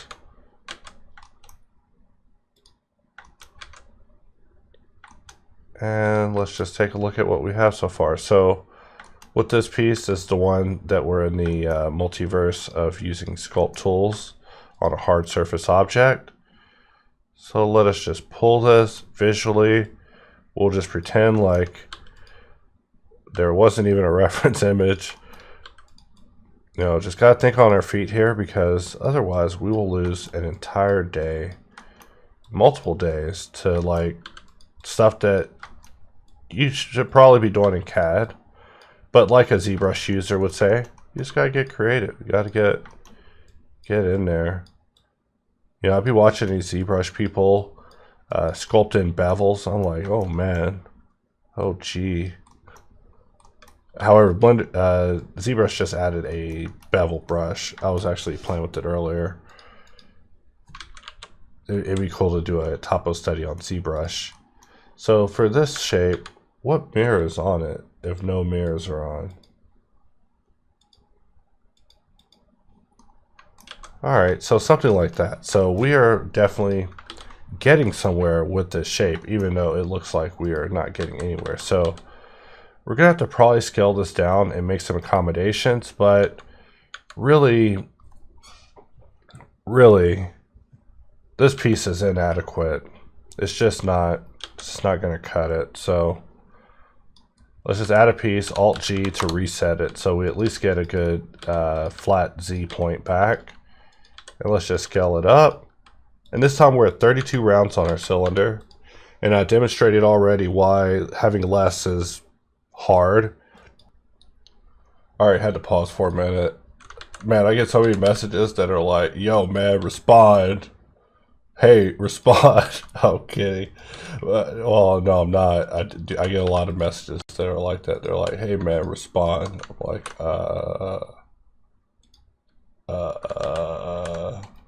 I do it with my girlfriend all the time too. It's like system not responding. Because I'm recording, you guys. You cut me some slack. It's hard to maintain my thought process. I don't even remember what we were talking about. We probably didn't even talk about anything fun today. So if we want the amount of penetration that we want, penetration, it's probably going to have to go in like that far, and maybe even less, like that far. However, I'm going to press S, Shift, and Y to make it just a little bit bigger so we can scale it down, and we're just going to have to make some accommodations according to our image. If we try to be too adherent to our image and let the image be our lord, we'll die by the image. But something like that, and I don't feel I'll be crucified in the streets. Also, we have just been off all day with it when it comes to this. So we tried one strategy. I'm going to Shift D and take this in the local mode, take this into local mode that the kids be talking about, is how I feel like I just said that. We're going to take in this in the local modes, and we're going to just press Q and circle and lower the count to something manageable like 2. And this circle got rotated. We're going to rotate that back. You know, I'm not like those kids nowadays with their circles rotated to the sides. I need my circles straight. So maybe something like this, and also like this. And we just bring it in. And the reason I duplicate it to do this is because I just don't trust myself anymore. You know, it's 5:56. Like when the sun comes up, if I'm still out flapping around, you know, I'm going to be turned to stone. Or, no, wait. Vampires burn out, don't they? Also, that indicates that I'm a vampire. Just asking if that's something that happens to vampires via the context clues of the situation. But let's continue on adding our loops. We'll press E, F in order to make it evenly go around the correct one. And how many times do I want to fight this piece? How many times must we battle? You know, that's like my first take. And you see that at 32 rounds, I was able to hit it kind of hard, and we were able to get somewhere with it. However, the actual piece is a little different. So let's take that into reference into local mode. And I am just going to, I guess, bisect mod it. And we're just going to attempt an alternative solution where basically we protect our perimeter still, because there's no universe in which I just let the perimeter down. That's like losing the person you're supposed to save on the mission. Also, the fact that this circle terminates so early is like so terrible. Like the way that it terminates, like over here, instead of where I was trying to do it all lenient. Like that's just the difference between real life and, you know, me. I will try to take it easy on future me. But reality is like, yo, F you. We're gonna give you something good, give you something painful, give you something something a CAD program would have to solve. Like I said, you know, the purpose of these videos isn't to say like, hey man, don't use CAD or don't use this program or that or any of that. It's just to show my process. Use whatever program you want, use whatever tools you want. You know, there is no wrong way, except failing. Failing is definitely wrong. I don't promote failure. Failure is bad in every universe. So as long as you succeed, you did it. Even if it's a cartoony, stylized version of the part, you know, own it. But don't be a jerk about it though. All right, so let's take a look at this, and we're just gonna let's look at the reference. What does the reference tell us? Let's look at this one. This one tells us that this area goes down even more. It also tells us that looking at the mesh in subdivision edit mode is terrible. Can't see anything with it. You know, if I'm in edit mode, I just need to see the truth. Never need my vision obscured. And let's just quad that because, you know, we're just those type of guys. Good old Duke boys, never doing no harm. Except for the time that we crashed a General Lee on top of a building that had poor structural support and collapsed through and killed a family having a birthday dinner at Denny's. You know, that's what I imagine happened to the General Lee. But, you know, I used to watch that show as a kid. Like, my dad loves all those shows. Like, whenever I was spending time with him, I try to tell him about John Wayne being known as racist. He's like, I don't care. I'll just put on the next movie. It's like, yeah, I feel you there. They're coming after all our heroes. Guess they weren't heroes. All right, so looking at this, my piece actually looks stylishly big compared to the reference. So, and I got some doubles. Those darn doubles, you know. Sometimes you want doubles, but this isn't a poker game.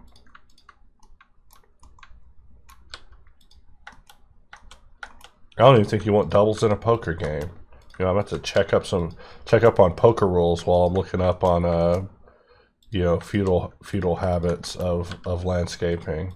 You know, someone has to tend to those fields filled with sakurai leaves. That's all I'm saying. You know, like I was also thinking when I was playing the game, I was like, man, imagine if you had a sakurai field, right? And you cared for it all your life, and you just had this perfect field. But then samurais just kept coming and fighting in it. It's like, man, I just tended, like, hey, when did you get these pink leaves? Like, pink leaves. You go out there and there's just 2 dead samurai out there because, you know, you just happen to have a sakurai field just full of endless leaves. And just samurais just go out there and just have their battles. It'd just be terrible, right? I mean, there must be stories of that. Just 2 samurai, they're like, you know what, this is a good field right here. You know, they don't care about who tended it. You come out here talking about that, you might catch the sword, you might catch a hot sword too. Looking at this piece, I don't even think it has as many divisions as I tried to give it before, because I don't see another one for like a lot of the shape. So we are going to terminate it short, maybe delete the rest of it. And at least now we're beginning to survive. Like, we're past the quote-unquote most annoying and difficult part. I mean, geez, I'm going to have to redo that someday just to really understand the process that entailed, because that was some of that business, you guys. Let's Alt-Z just to look through it. And it looks like it's pretty good, right? I mean, let's delete this loop. See, and it still looks good. What's going on here? Let's remove another loop. Alright, so now it actually has enough. And so if we look at it through the wireframe, why am I not able to see my wireframe?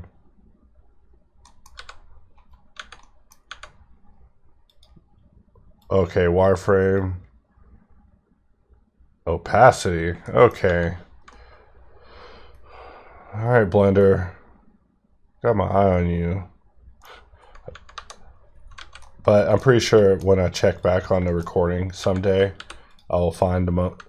So I add a loop and it does that. I could press E or C or whatever, but we are just going to go back and just hit it with the knife. Also, this 32 round cylinder, we're about to merge it into like, I don't know, 8 or 16, but definitely not the same amount of rounds. Also, this one has that same pattern on the end, except way more painful. So our work is never done. We got to get in there again. In fact, I still want to scale this to fit the ref just because I'm like weird, but let's just remove subdivision. Let us take this mesh and maybe remove this entire half of the mesh because it's kind of a misnomer. And in order to merge into it what we aspire to merge, we are first going to need to apply the mirror. We're going to need to apply one level of subdivision, and that still won't be enough. You know, we actually need 2 levels, but I'm just not willing to give the geometry that many loops. In fact, I feel we gave it too many extra loops as it is, which is why you see me going in and just dissolving every other loop. Sometimes that happens. Like subdivision will give everyone a loop. It's the most socialist modifier ever. It will just give a loop for every man, woman, child, even if it's beyond their capacity to use it or even understand why they're receiving it. They're just like, okay, we now have a loop. We're loop country. Just everyone's got a loop. I bet there's a loop. Look, there's a loop in here. Everyone gets a loop. Like, you didn't deserve a loop. This loop, probably undeserved, but you know what? We'll just let it stay. So here we are talking about socialism and loops and geometry. So let's just take this into local mode. And I'm just going to try to bolt it together. You know, why not? You only live once, right? You just take this, select it, and you pull it together with the union. And lordy, it didn't work out. So maybe try difference. And lordy, that didn't work out. Let's try it with fast. Let's try a union with fast. And it looks like union with fast mode is the winner today. So could we do preparation to make this easier for the apply process? Probably. Apply it, Alt-X, bisect mod, and we see that it jumps a little bit. So let's talk about that. This piece and this piece are not congruent. Let's use reset origin and let's use Z because they have to be even. You know, I have standards, and if they weren't even, that means that this piece could be bigger.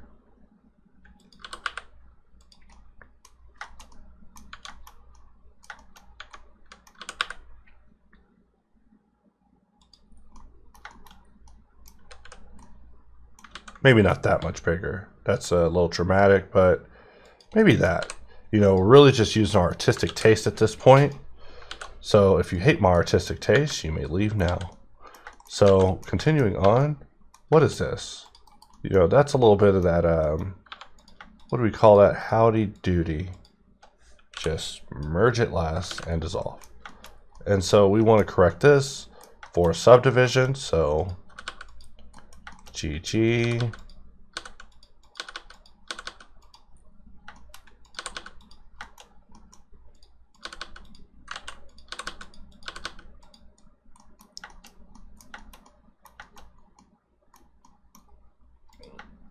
And, you know, some hard decisions are going to have to be made here, and someone's curvature matters more than the other.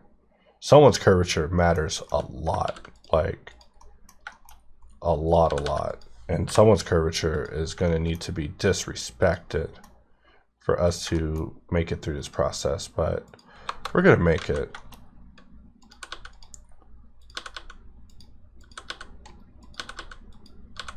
GG, we'll grab these two, dissolve, we'll perform a join in this area, and we're definitely going to have to create a perimeter flow along this area in order to preserve it. The question is the geometry going to be capable of it? We're just going to remove some of these additional edge loops that may not be needed. And we still have a whole other side that we're going to have to come around and begin talking about. But for now, we're just messing it up. You know, the more excuses we add to this geometry, just going to be knots, because while we applied one level of SubD, we needed two. So we're just setting ourselves up for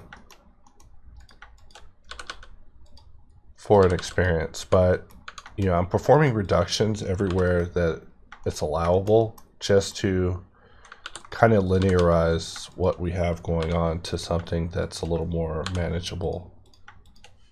But we'll find out really quick if it's enough. In fact, if we Alt-V and we look at the wireframe, we're looking at something like this, where you know, a lot of our edges are still very hard creased, meaning that they need us to go back and refine their solutions even more. But until then,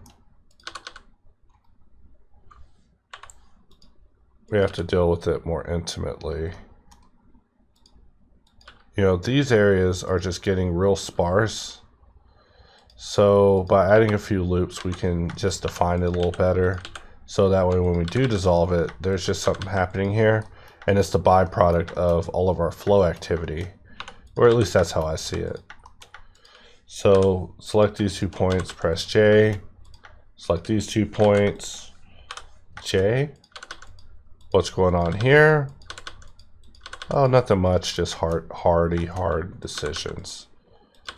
Just the hardest decisions, but how hard? Not too hard. I mean, which edge is important? This edge is bigger. That makes it more important to me.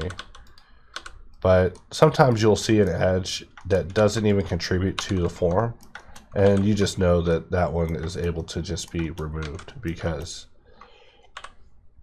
it doesn't contribute anything. It's one of the redundant edges that's added by Boolean just to help hold it together.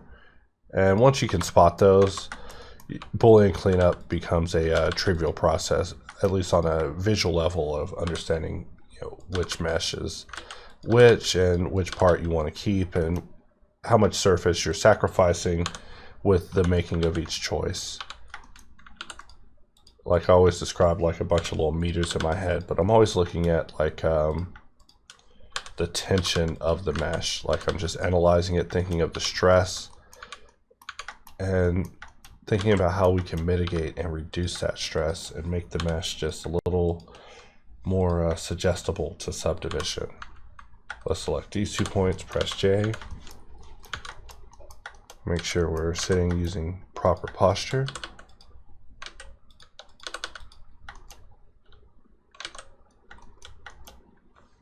And with this flow, we also want to continue it along the side so we can protect the perimeter that matters, which is basically all the way to here, except we do want to also dissolve any points that go off the flow that we have specified. So let's also remove any marks, so that way we are looking at the mesh in its purest form. And like I said, this transition that's happening here is probably the most important. So it's going to have to be simple, but also very fluid.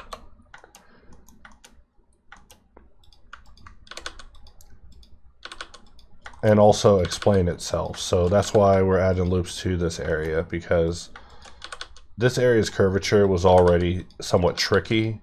So everything that we're adding just helps fill in those blanks.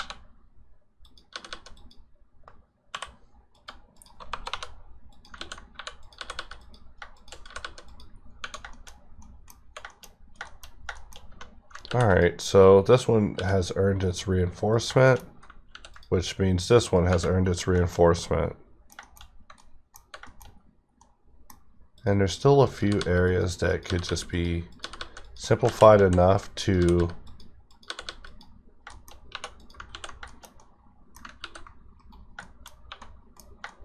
give them a good flow. You know, it's always a matter of removing degenerative points.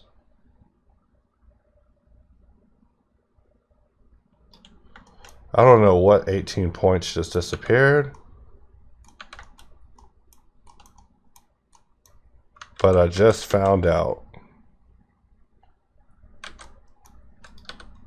So sometimes you just want to remove doubles willy-nilly.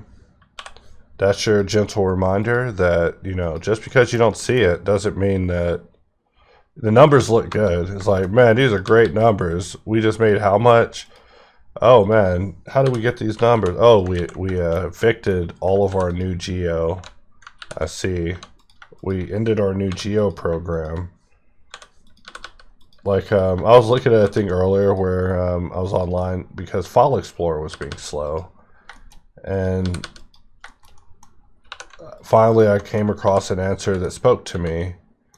It said close File Explorer. And man, I closed File Explorer and man, that thing sped up. But I was getting so angry. You know, usually I am talking to people and then I send them examples of what I'm talking about as I'm talking about it, you know, so it's like relevant to the conversation. I'm like, hey man, this thing's broke and we should deal with it. And it looks like this and I hate it. And it's terrible and it's ruined my life and my girlfriend's gonna leave me because of this bug, you know, the usual. And if I don't have the images to back it up, I just sound like a lunatic, just like I sounded just now. It was just terrible. It's just you know, I'm just solving that the way it is, the way I did, just because. But let's give it 3 levels of sub D. And that should really show us some truth here. So there's something happening with the geo that's not normal, and I'm just trying to get to the bottom of it, but looks like we just did by correcting the normals. So of course the answer for curvature in these situations is more geo. In fact, we want to preserve the curvature going around this area too. This area is also very important. So let's just press K and we'll just bring a flow all the way there. And once we have our tracks in, then everything that's happening in the middle will be a little bit more manageable.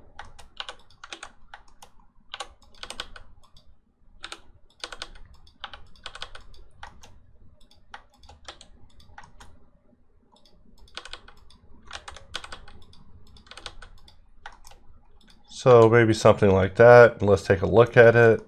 And topologically, not the worst. We got a big knot right there, which is basically right here.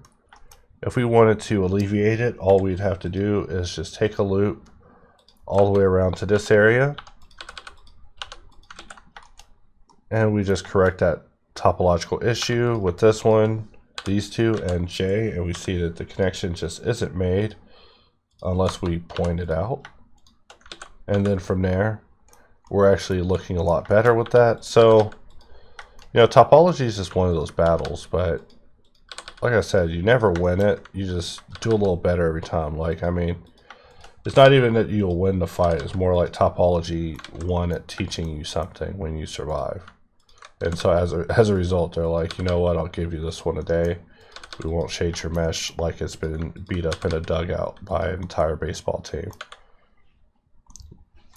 So getting closer, we see that, you know, there's still a few points, like everywhere that's an inconsistency, that's just too tight, we are going to have to relax because otherwise it'll turn it into an issue. So we could be looking at this with the red mat cap being all critical, but you know, in regards of just work and actually just, you know, getting through and surviving this thing, it's not always entirely necessary. Like sometimes I get a little obsessive at the ends and I'll just check, but really, unless I want to unlock that level of obsession too, it's not necessary. I mean, we're talking about the under area of this pressure washer handle.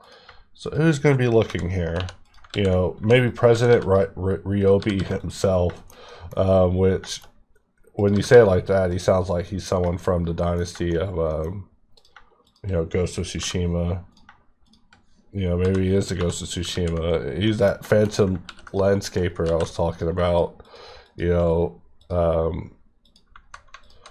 the Shogun Ryubi. Yeah, Ryobi, not Ryubi.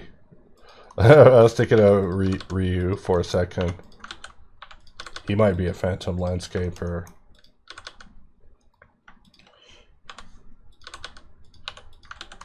So I'm just looking at this, just thinking about our flows, just, you know, what you doing, just up late thinking about topo flows. What about you?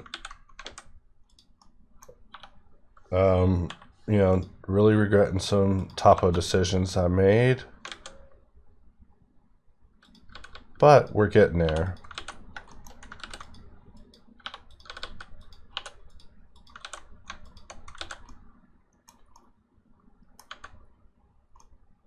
And it's just getting tighter and tighter as we just keep playing around.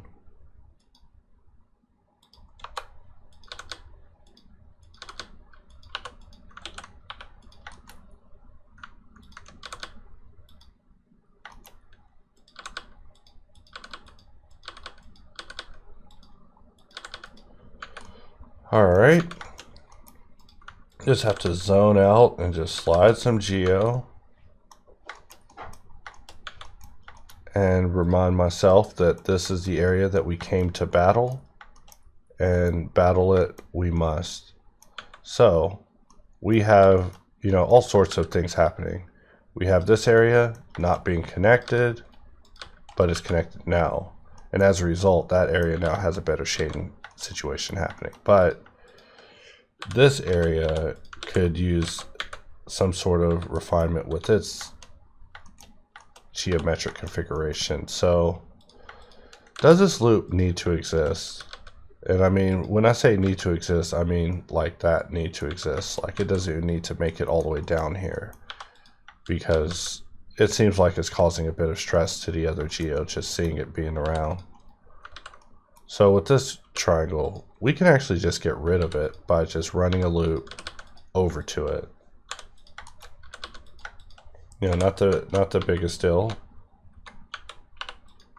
but something like that will at least let us get that issue just out of our face, and we're able to just keep on working for now. Like I said, with this particular method of working, you know, it's difficult to get it perfect.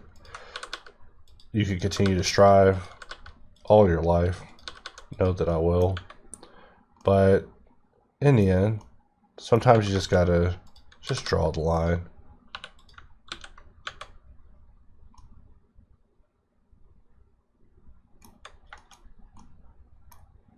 In fact, we could even protect our perimeter for this area, you know, bring a little sanity to how we control it. Because I mean, I look at all these perimeters as like controls, because they're loops that we just take in and tighten on the surface in order to do various things with. But something like that, we're definitely now looking a lot better with this particular area, especially compared to what we just had. So the final thing is like, what about this triangle? And I would say, what about it? In fact, we want to make one more triangle just so both sides look exactly the same. We also have triangles here. But because of their location, you know, I feel that they're at least doing the most minimal amount of damage, even though this area does kind of sink in a little bit. So I'm going to have to possibly compensate for that. You know, even with the 32, it just gets rough.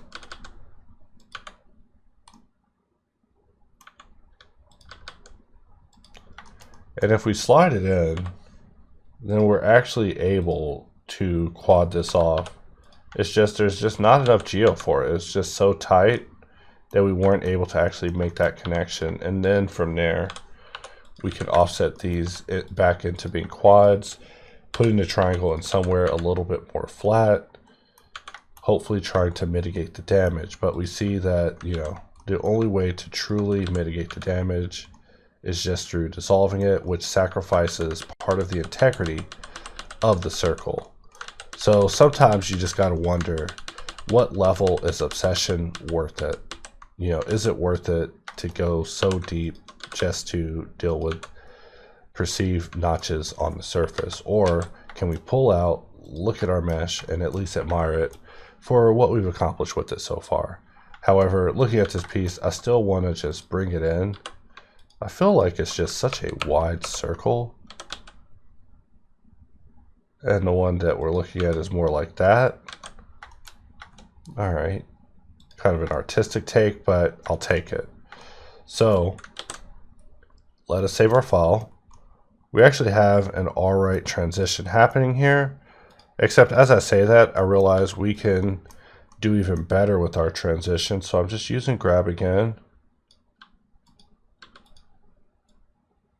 and we're just bringing this in and just sending pieces out. And we can't even use smooth because the geometry, while it is dense for subdivision, for sculpt, smooth would just eat it alive. You know, just, you know.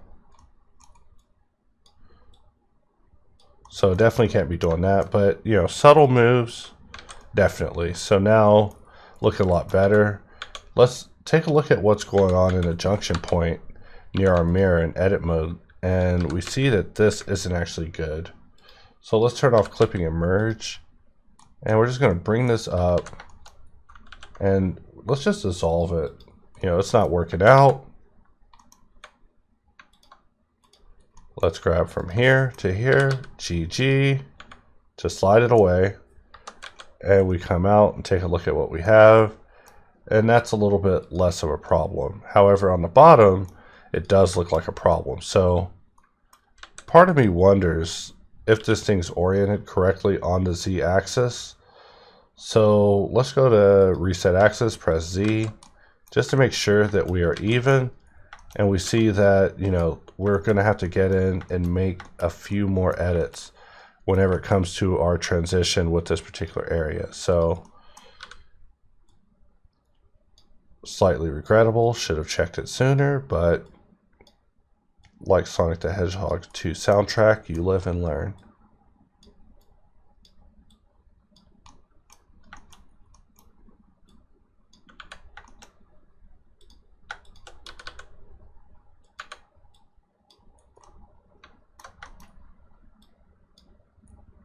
Alright, and let's go back to object mode, and, you know, about 20 seconds of editing. You know, for using sculpt tools, not terrible in lieu, in context of a modeling workflow. Sculpt just fits in great. So next is to create this piece at the end, which, let's see, 1, 2, 3 is 12. This thing has 12 of those. Jeez. All right. You heard them. Them's the rules. So with this piece, it's probably not going to work out. Let's press QOT and let's add in a cylinder. But let's press E to make it equalize, and we'll just click to apply. And this can just be our starting point.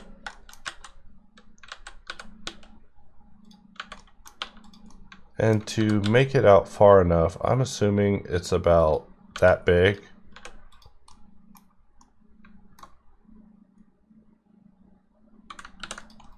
We'll just take this, scale it, Control B, roll the wheel. And I just kept it at that amount of segments just because I noticed that it was definitely not 0.5 and that we need to go in and adjust the F9. Sometimes the odd ones will look like they're good. But from here, let's think about how we want to do this. So this area pretty much now looks like this to me. You know, I've dealt with this so many times over the course of this particular project that, you know, it just looks like that to me now. You can't tell me otherwise. It's nothing to me. In fact, let's select this, press I, but we want to slide this point a little further.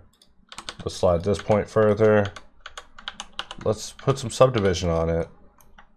We'll just grab this side, you know, hit it with mark. We're not even going to bother.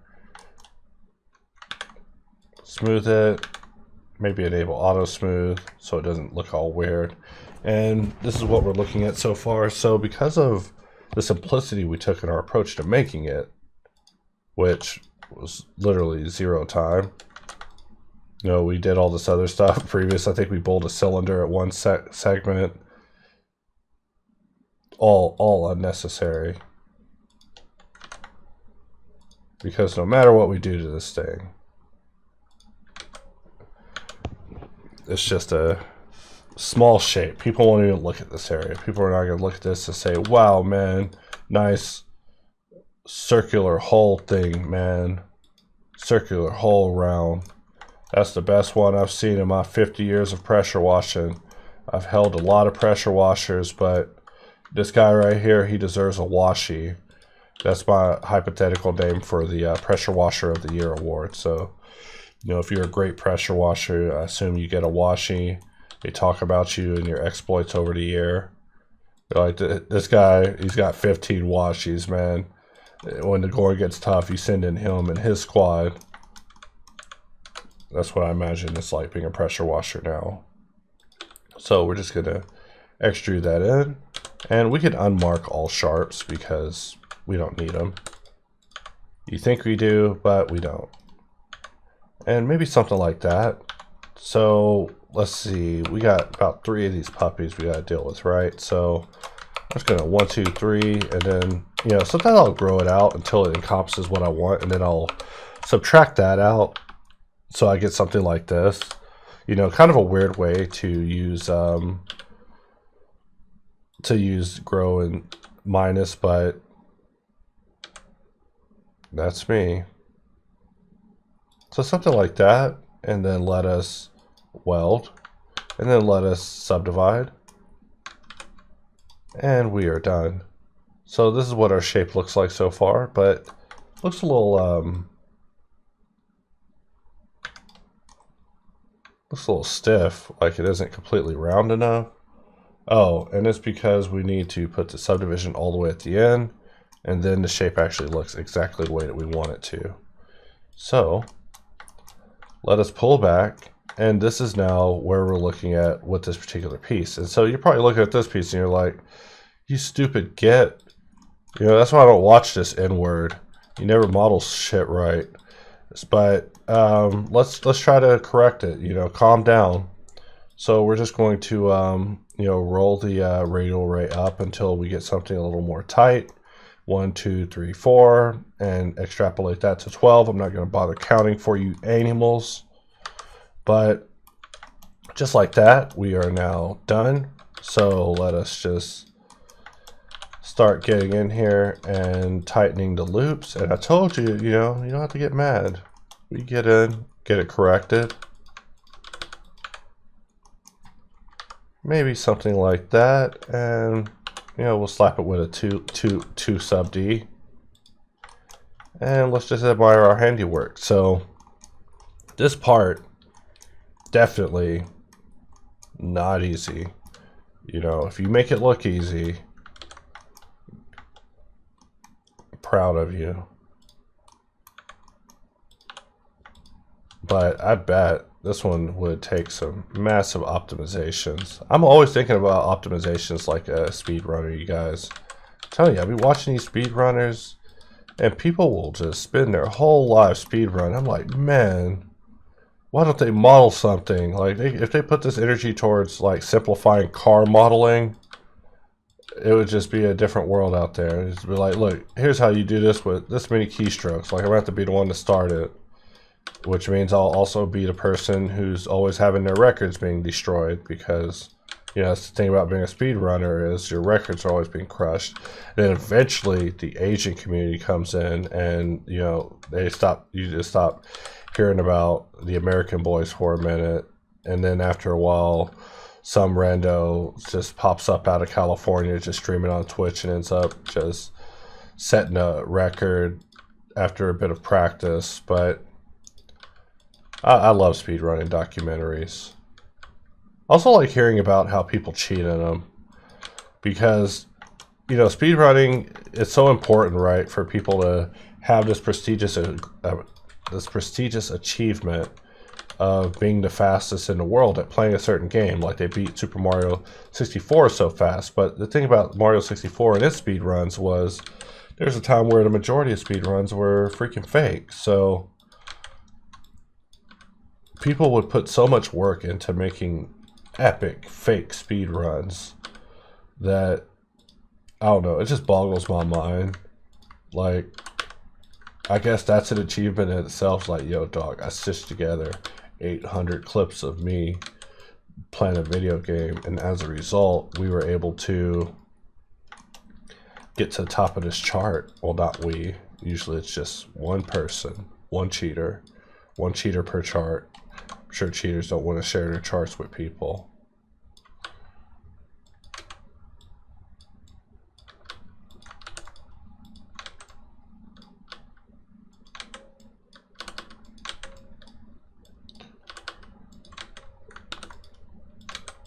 Let's grab this, bring it out.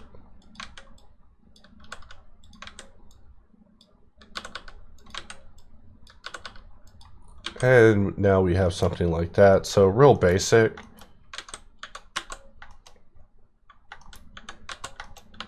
And we could probably delete these faces because they're not actually even needed. But when it comes to this handle, you know, it's definitely a little bigger. You got to be able to grip this baby. You give these boys some water.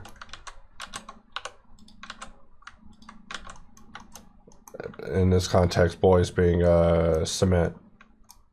Get these granite boys to water. You know, I assume all cement is male. My apologies. There might be female cement out there. You know, I'm pretty sure if you hit any cement, it's a female. You're like, son of a bitch. You know, you hit some cement, not gonna feel good. If there's any soft cement out there, that's your female cement buddy. And I don't know why I'm even adding all these loops. I don't even know. Because we need to start really dealing with the intricacies of that piece. So we could give this an additional loop just to reinforce it, but we see that there's some areas that are still undefined.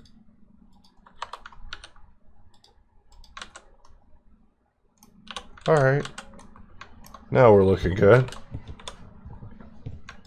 And this loop is actually going out way too far.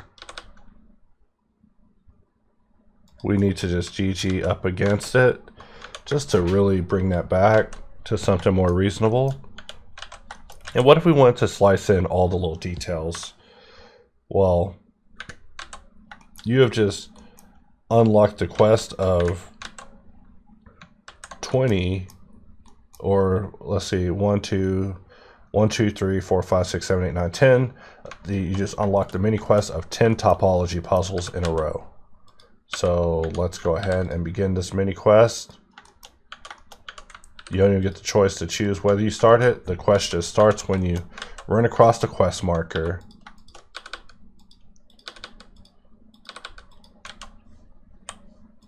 And really, it's not even that hard. You know, all these are really easy.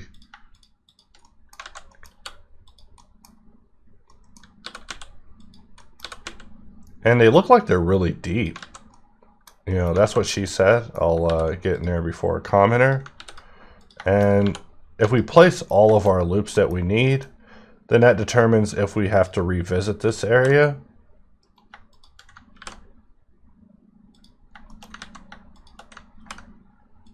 So maybe something like that.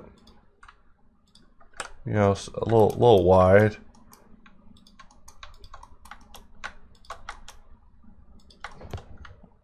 Let's just grab these two as well.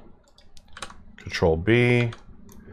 And we've just basically created the really rudimentary area of this being present. So let's also give this area a loop just to buffer what's going to be our curvature. We want to maintain that curvature all through and through. Even though it's a blurry image, I can still see it. And let me check, and we're still recording. Sometimes I forget if I'm still recording or if I paused it. Not that I talk during the times where I pause. That would be weird. Just be pausing recordings and just have some Malcolm in the Middle moments with you guys. It's like, yeah, God. Oh man, that would be hilarious. Even funnier to catch that on a video. But it won't happen. Ain't worth talking if it ain't recording. Unless I'm talking to my buddies. So maybe something like that we'll have to do. If we press Alt V and get out of wireframe, we're looking at that. We probably want to protect the top because of formalities. You know us. We're just perimeter protectors. And you'll never change us. You know, we're just outlaws protecting the perimeters, especially when they can't protect themselves.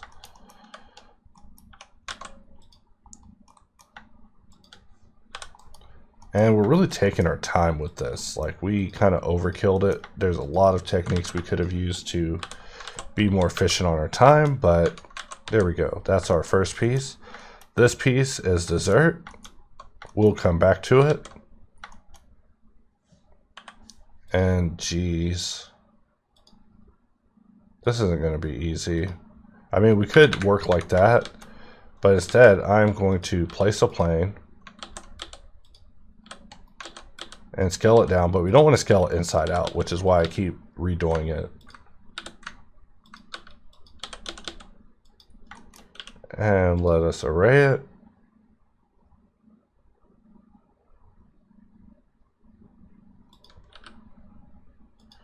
Something like that. And then we'll just put these other two in the hard way. Let's look at them from a view where we want to knife project it. And knife. And from here, we just get in and do the work.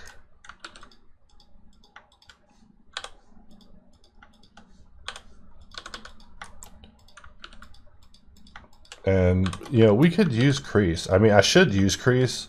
I don't know why I always solve things with topology. You guys aren't even aware of the same situations that I run into with clients where they literally are like, hey, what's all these damn markings? Can you get rid of that and give me a subdivision mesh that I could take into Lightwave for Babylon 5 or whatever?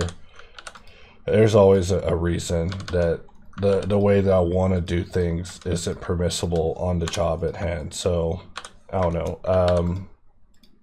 I could really use creases and make it an easy job, seriously. And you know, you keep asking and it just will, and you'll just be having to wonder what the topological solution would be. But you know, if I could just take the easy way out every time, I would just take the easy way out every time. Because it's easy, and it's out. It's the easiest way out.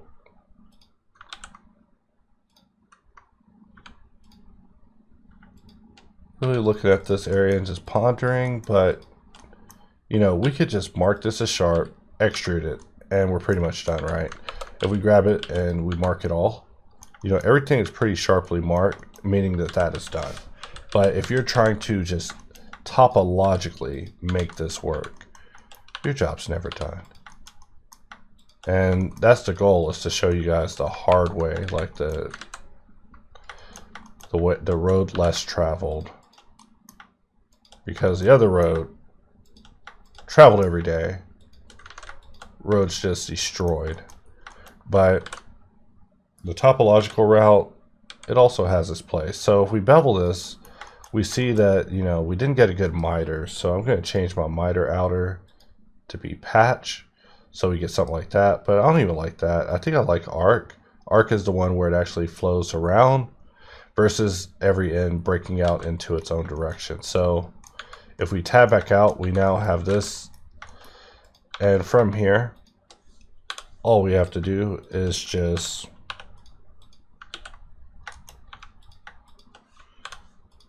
form these connections and then quad it. And I could use star connect, which I should. I should just select this, or 1, 2, 3, press Q, and underneath operations is an option called star connect that we never talk about, but it literally exists for the purposes of just allowing you to expedite this part of the process. So 1, 2, 2, 3, Q, star connect, and just star connect's just, you know, not every tool has to be something luxurious. Sometimes it just needs to just do what it says it's supposed to do and be very stable in doing it and never ever have issues with it, because revisits are never fun. But if we can you know, minimize the amount of revisits, then it opens the door for things to be advanced forward. But star connect, so basic, so good. What else do you need it to do?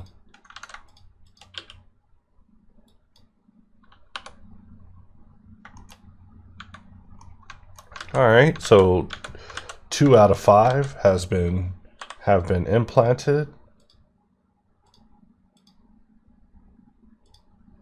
And we're just eyeballing it. You know, my favorite way to work, your least favorite way to watch me work probably.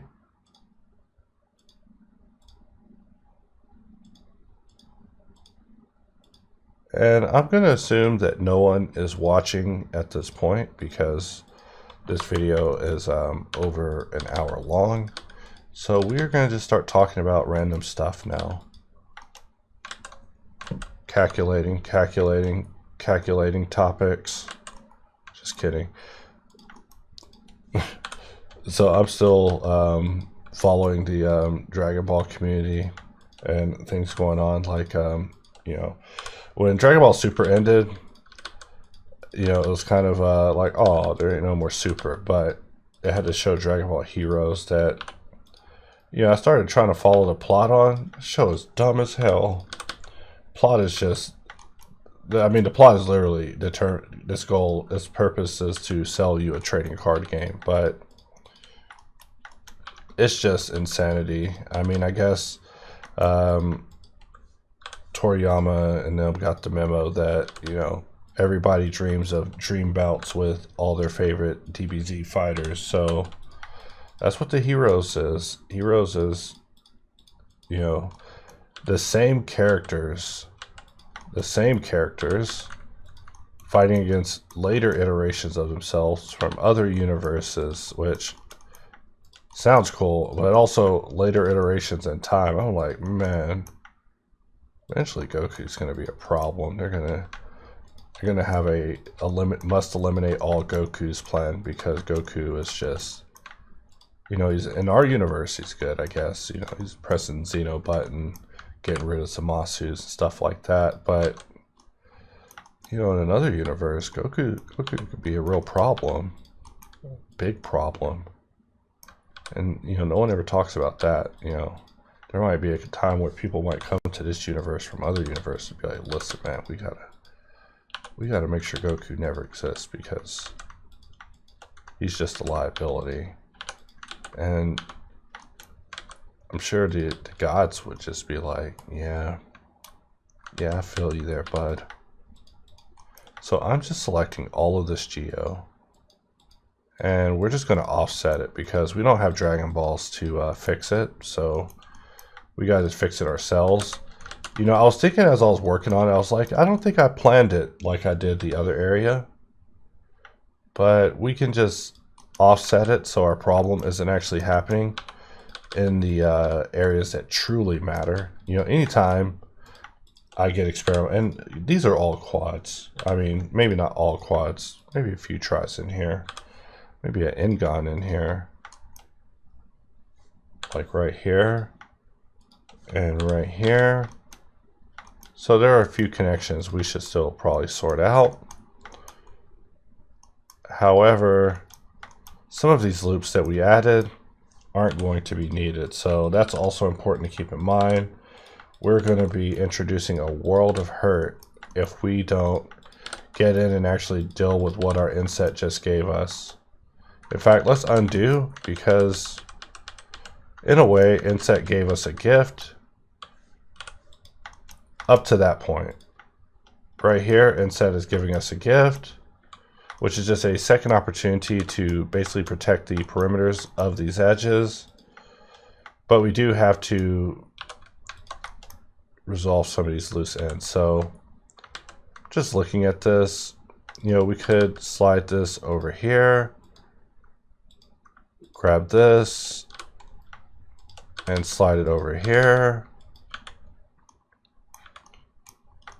Also see that a lot of people hate Majin Buu, you know, back on Dragon Ball. So, you know, Majin Buu is like my favorite guy because he was, you know, I always wondered, like, what if a villain just came in, just literally just came in just bombing, just, you know, they were aware that Goku was a problem, so they didn't want to, you know, fight him in the air and punch, kick, fight him. Instead, they just wanted to just drop a universe-ending Death Ball 9000, you know, one of those Frieza chanks. But Buu was the one that did that. So in Super, they, you know, they did all the dream matches. They have Turtles coming back. You remember Turtles from the Tree of Might? He was the one that was like just eating fruits and kidnapping Gohan. I mean, that was back when everybody kidnapped Gohan. That was like a thing that you did when you came to Earth. It's like, welcome to Earth. Here's your Gohan, you know. But that's probably why the previous movies are just a tough watch, you know. Like if someone was like, hey, you want to watch the old DBZ movies, I'd be like, the ones where Gohan was always being captured by the enemy and being pathetic and crying and then getting powerful and then headbutting people. You know what? Sure. Which one first? Yeah, I'm a weirdo. I might take you up on it. I mean, you know, if you're asking me, though, to watch it with you, I'm going to make fun of it the entire time and talk about tropes. In fact, we're not even going to talk about the movie. We're going to talk about something else because I'm a random person. But yeah, let's watch them. If I was watching them on Twitch, they would ban me. They would just be like, are you watching something that is on Twitch? Ban. Even if I was talking throughout the whole thing. So for this area, we need to maintain this flow going all the way down, you know, here to here to here to here.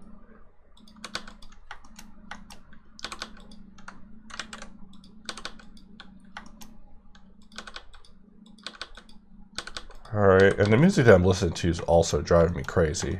Like, I had the bright idea to just have the same CD on loop as I've been working on this whole tutorial, and the CD's just been looping, and I think I've now determined every track I hate with all my heart.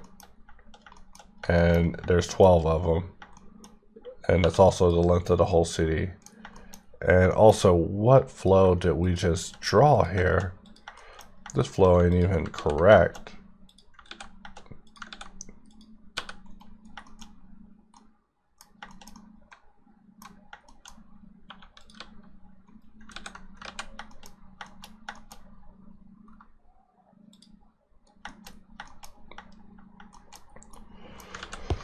Alright, so I made a mistake there. That's fine. And also the sun's coming up, so I'm about to turn to stone. But that's fine. You know, this little handle is a little complex one. But that's fine. I am going to just pull out the hammer, you know, the old plan B.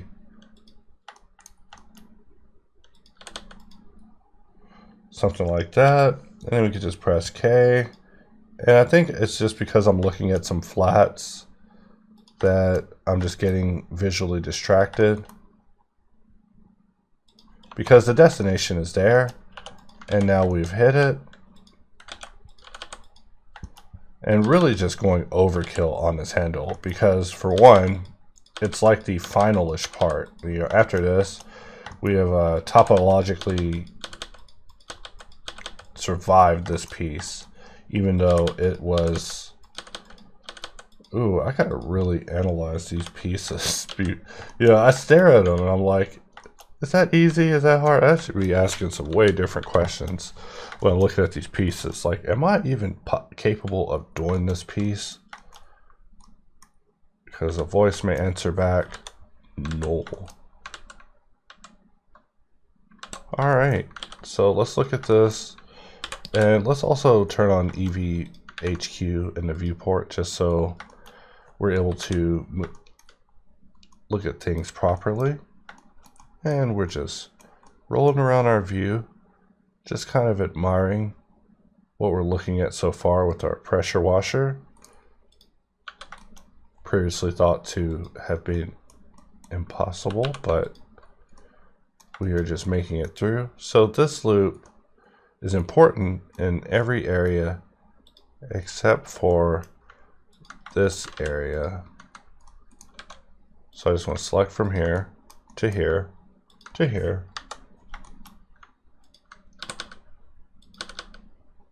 And maybe something like that. Smooth.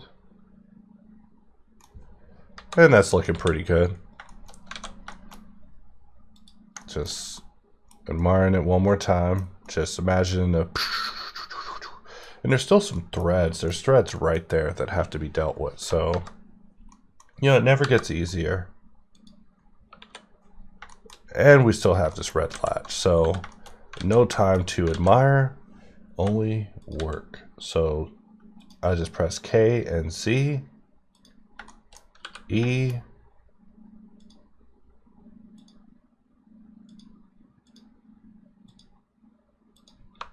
so we can get something like that in.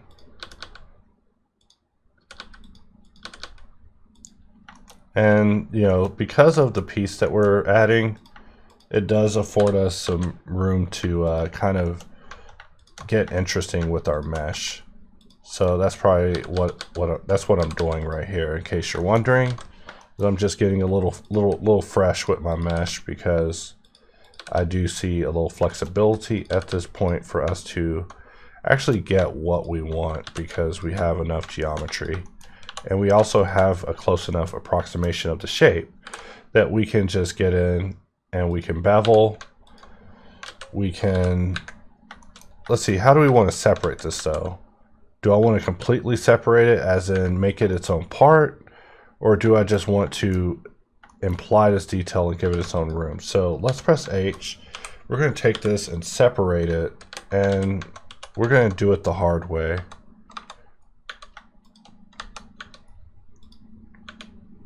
So something like this, and I'm highly doubtful that this latch goes all the way through to the other side. So first, let us extrude it to here.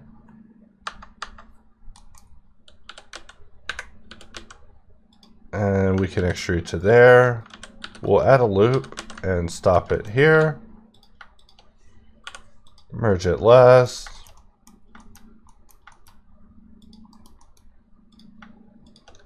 Easy.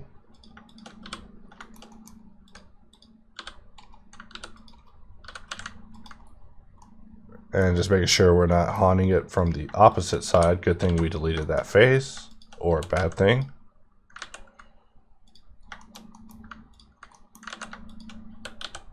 You know, I'm going to have to find out the specific details on what is going on in this area, but for now we can just make something up. Of course, double loop it. You know, if we're gonna do it, we need to double loop do it, double do it. F, F, F, F, F, and all the way there. And we can also give this a loop to protect its perimeter. And then it's just a matter of us extruding filling this in.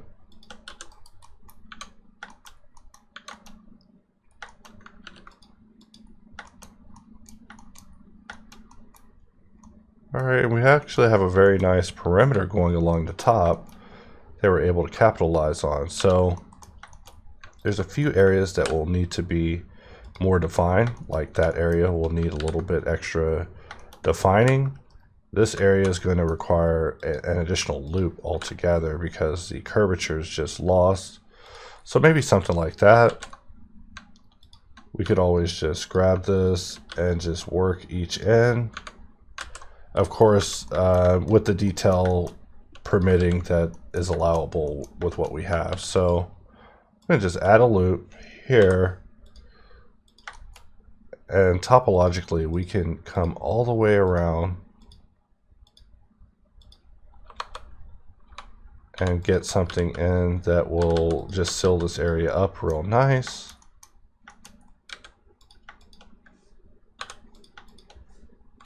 We'll press J.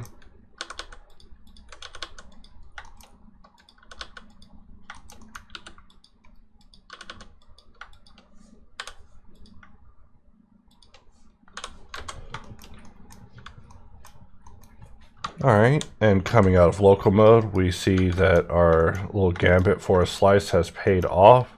We still want to maintain the curvature that we have. Maybe even doubly honor it, so something like that. And let's go on local mode and deal with this, which is the reason that we even split it off. So first thought is inset.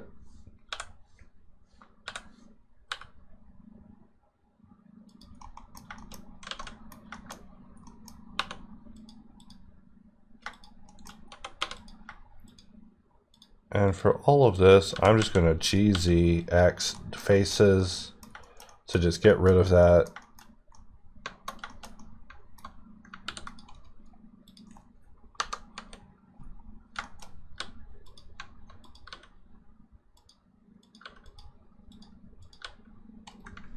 Let's Control B.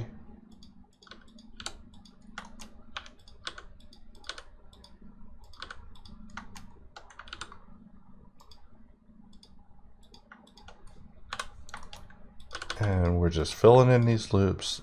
We're almost to the end of this thing.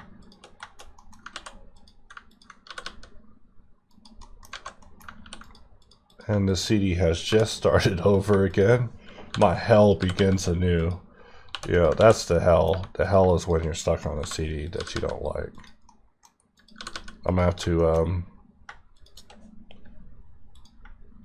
to give it another try, but sometimes I'll do that. Sometimes I'll listen to a CD just a ton of times just to really understand, you know, why don't I like it?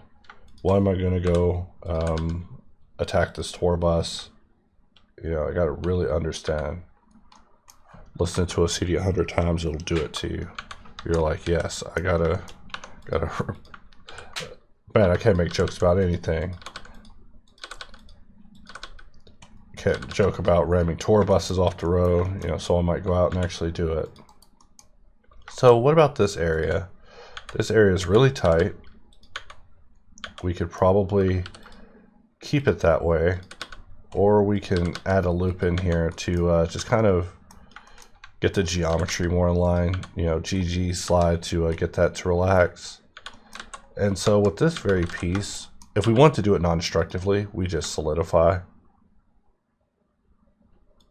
You know, maybe even slide to solidify before the subdivision. And then when we look at the wireframe orientation, we're in a pretty good place. You know, and this piece can flap up. No one's going to even care. But what we do got to solve is what we created on the outside. So that area is fine. 1, 2, and done. You know, really sparse solutions, I know, but if we look at the amount of curvature that's happening here, it's fine.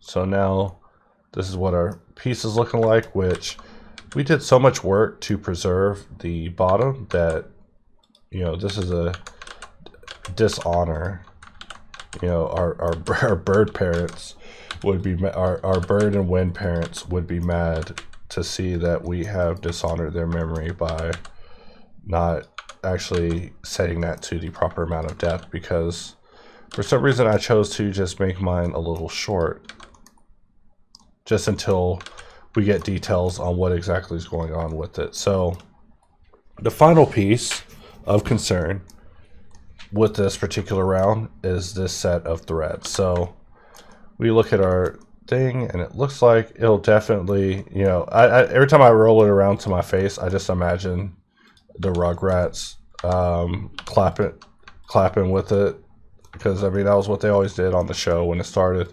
They'd squirt the milk at the viewer. So how do I want to do this? I'm going to take this and GG slide here. We're going to take this and GG slide here. Kind of just a shift change of the geometry. And let us take this geometry and also GG. But before that, let's arrive at that destination a little bit. And then before it actually arrives, we slide that away just to see if we can, you know, just tighten up this area. You know, it's not necessarily required, but just something that stuck out to me just now. So the final piece is some threads. You know, why does every video end with threads? Just kidding. But, you know, also this, it could end with this piece. You know, F that piece. I'm gonna pretend like we're not putting an attachment on our pressure washer. So I'm just going to Shift A, add a cylinder, and with our cylinder, we're just going to put in so many loops. And I'm just going to, yeah, everybody's always telling me I'm making left-handed threads. You know, my threads are backwards. So with these notes in mind, let's try something different than last time. I'm going to grab the opposite side. Let's turn on connected only. And we're pressing G and Z, and we're just rolling the wheel until we start moving the other side. Take it one down before we begin moving the other side. And we just move it. So it looks like a lot of threads are happening there, which is why I did this piece the way I did. So let's Control B. And we're going to deselect the first one. Turn off proportional editing, Alt S, and send it outwards. And looking at those threads, they look really narrow. So I'm just going to grab the top loop and then the bottom loop and bring them up.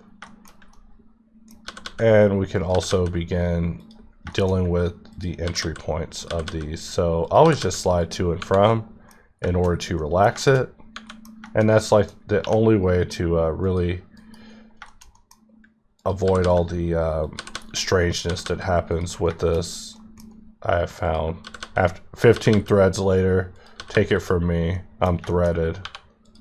All right, so we just grab these, solve it like so. You know, we could also solve that. Let's also solve this.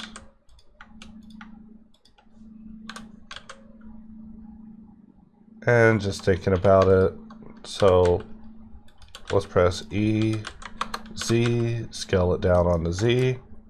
Let's do the same thing to this side, E, Z, S, Z. And we could actually scale both of these down on the Z and then bring it back up. And we don't have any reinforcement happening with our loops in here yet.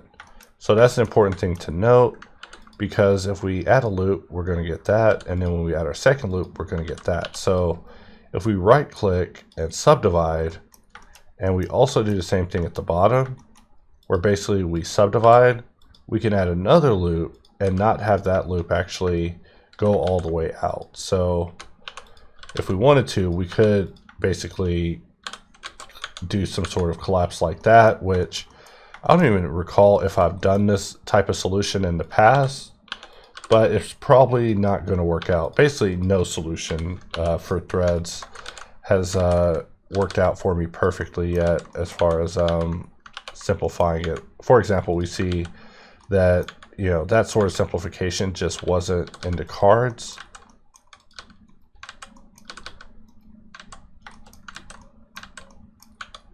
However, this area is so small in lieu of this entire thing, doesn't matter.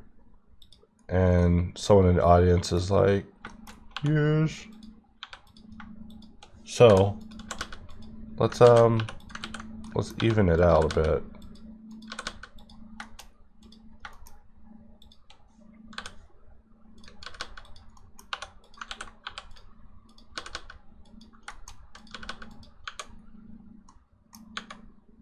All right, we don't want it too wide, but we definitely want it to just have a more relaxing transition with it topologically, even though, you know, we are creating a pretty heavy system here, and also putting a lot of weight on some very simple points that are simply supposed to just be holding this area together, and we're just giving it all the weight in the world.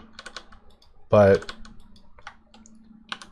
as you know from me by now, is my first approach is simplification, or my first approach is usually simplifying it to something manageable, and then from there it's usually a lot more predictable to get to an easy resolution. Otherwise, you know, the more geometry you're adding, just the more complexity that you're adding, and sometimes it's just not entirely necessary. Sometimes just simplicity will do the job. In fact, now I'm scaling it down just to see if I can get it to look like the image, but I feel like in the image that I'm not counting those threads. I'm just not. I was just about to say, let's count these threads. That's probably what you should do, but in this case, we are not. We are just going to skip the thread counting part and just get on to the part where we collect our check from the honorable Mr. Ryobi. You know, Mr. Ryobi, please pay me. My invoice is due. Just kidding. The only invoice I will get from Ryobi will be litigation for modeling their part. But I promise this is just for artistic purposes and definitely not for, hey guys, here's how you make your own pressure washer at home. 3D print all of these components and you now have it. So E, Alt S, we can just bevel this. Mr. Ryobi would be proud. You know, usually when it comes to companies and people always make up names. So we could make up a name for the guy who runs Ryobi. You know, we don't know who he is. We could Google ask, but it's funner to make up a name like Willie T. Ryobi or Ryobi Sensei. You know, the Lord of Ryobi, the Shogun of Ryobi. Get out of here, narrator. Fort Knob window is the first thing that comes to my mind when I hear narrator. So now we look at this. And if we jump into wireframe, and let's just hide everything that's irrelevant. What's crazy is I haven't had to press Alt H and reveal everything that was not needed. But with this, we were able to get in and model this piece. And also, if this piece screws in, that means on the inside of this, there's like some inverted thread. So I wonder if we could duplicate this, have it our work. Also, spoiler alert, the answer is no. But what if we could? What if we could select this whole loop, grow it, and then scale it? Maybe S Shift Y. Spoiler alert, no. Remember when I said that? Just kidding, but I did totally say that. So maybe the Honorable Henry J. Ryobi would be proud of me for working in such a optimal fashion. I mean, we did just turn some outies into some innies, and I was actually thinking that we probably couldn't have, so that's good. Oh. Some of this mesh got hurt real bad. So let's see if I can undo my way back to success.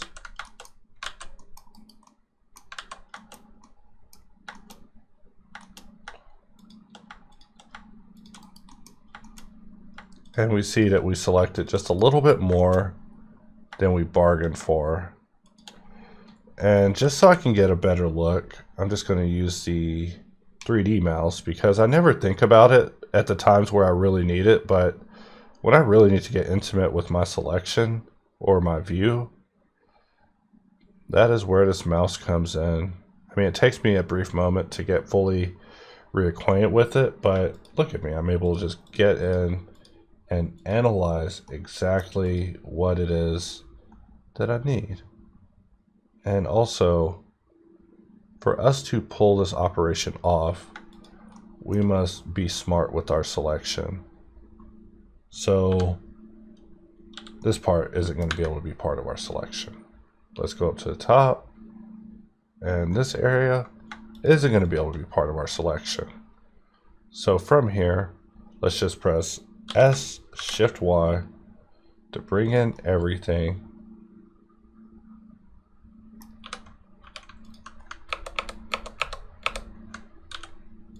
And I'm just thinking about chimichangas. You know, I used to get chimichangas in the morning when I'd go to call centers, and they were just the greatest thing ever. I just love chimichangas. I mean, sometimes I think about work and how it used to be working a job. And those are the things I miss. I miss call center meals with friends.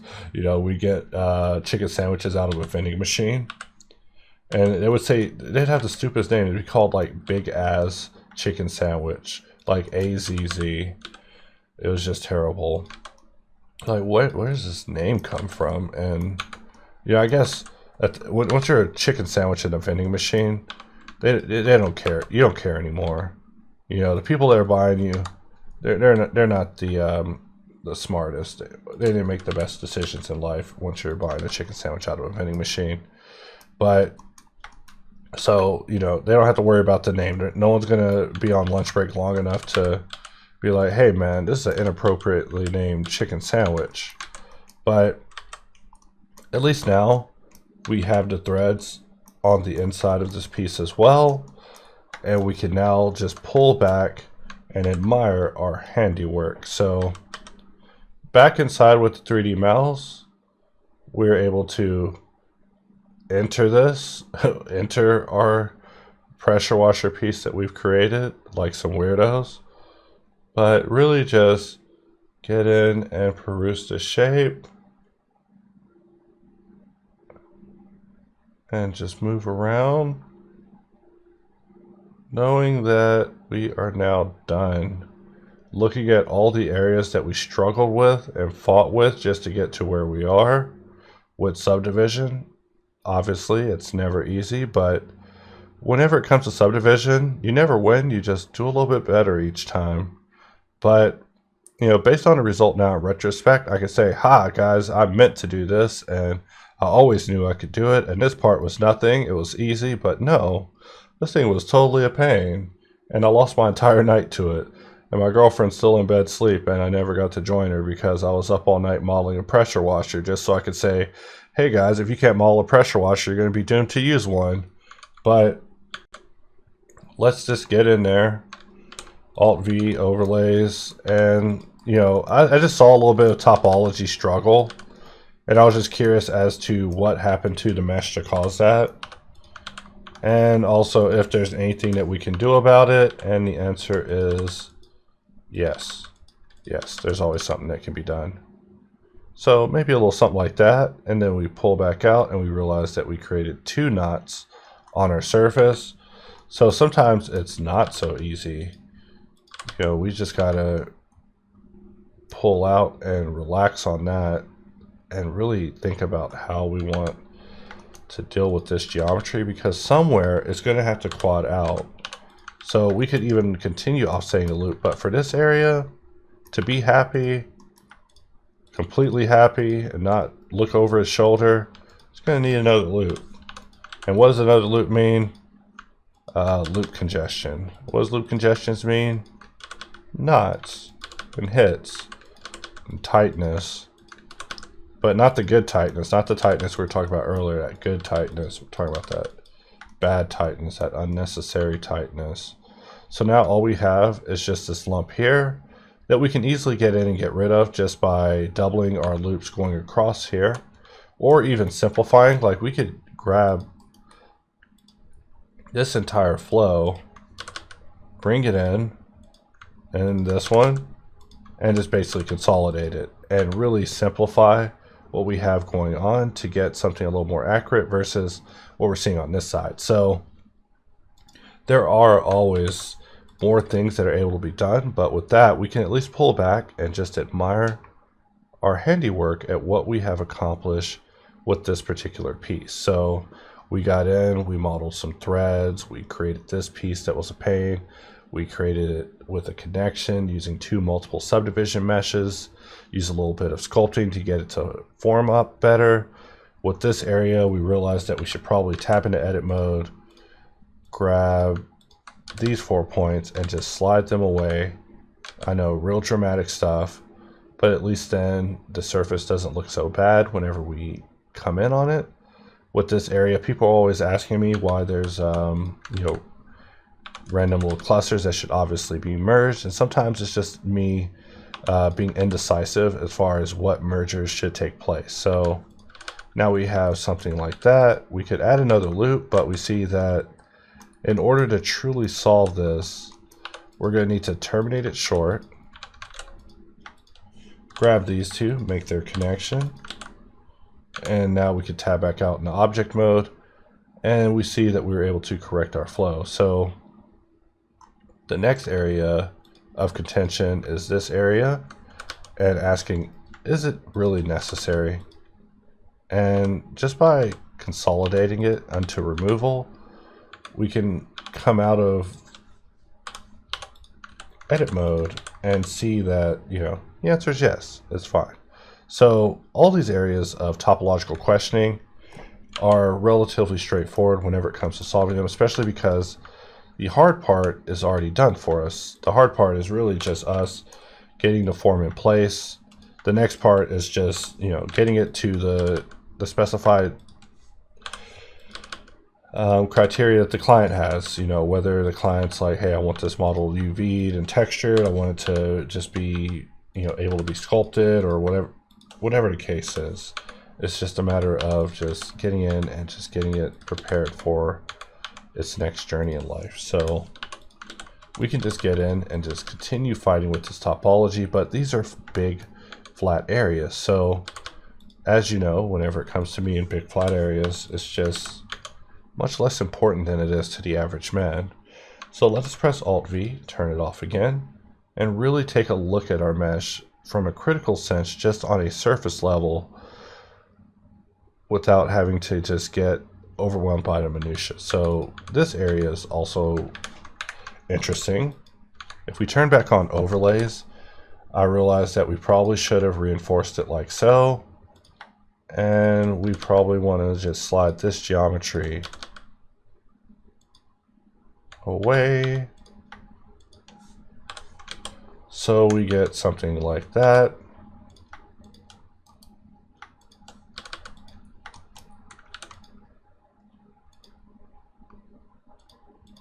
And it looks like we joined up so close it ate some of our lunch.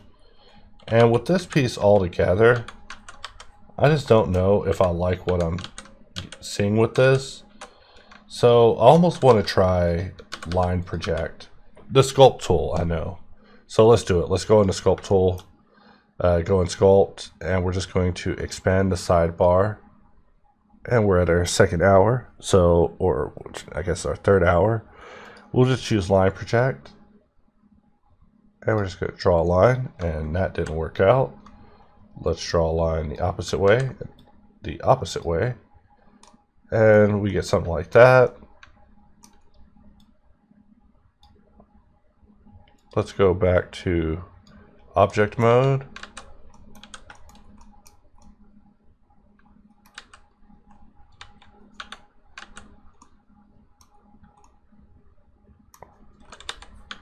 And there's only one way to deal with this, and it sure ain't that. Well, that thing might get its day, but we are going to need to make it much more planar, just because it could look better. So we delete the verts, and let's also bring back our reference image, which our reference image is hidden. So when we bring it back, we're going to bring back a bunch of garbage. So I'm going to press Alt-H, we're going to press M, move this to a collection called chunk. I didn't mean to give it all caps, but now we have this area called chunk. We can move this back to just regular collection.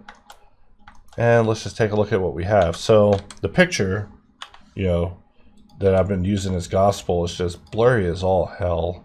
You know, who knows what's on this picture? Just kidding, but it is so simple.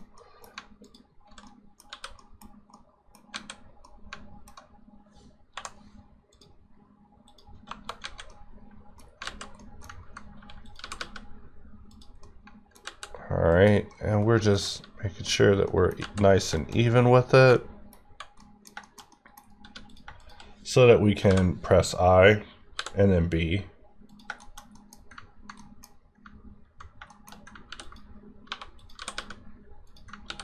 And we could just begin filling in the blanks. So first we'll deal with some of these more critical loops.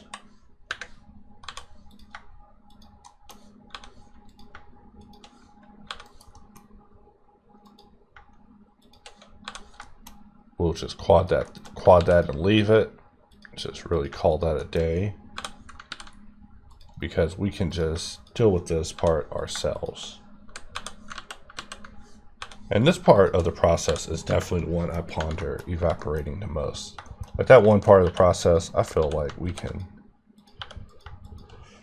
we should make something to remove that part of the process. So at least for hops users, it doesn't even have to be a thing.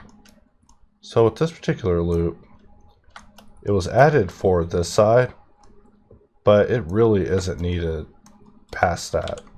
So let's just dissolve that loop and then get rid of all the other traces of it. So this might be drastic, but definitely a little more sane for someone like me compared to what, oh, wow, no. We're gonna have to continue that all the way down to the end. Let's see how it looks there. And that's also a no. So let us bring it to here.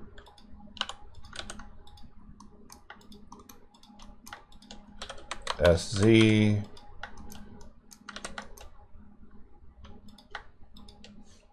J.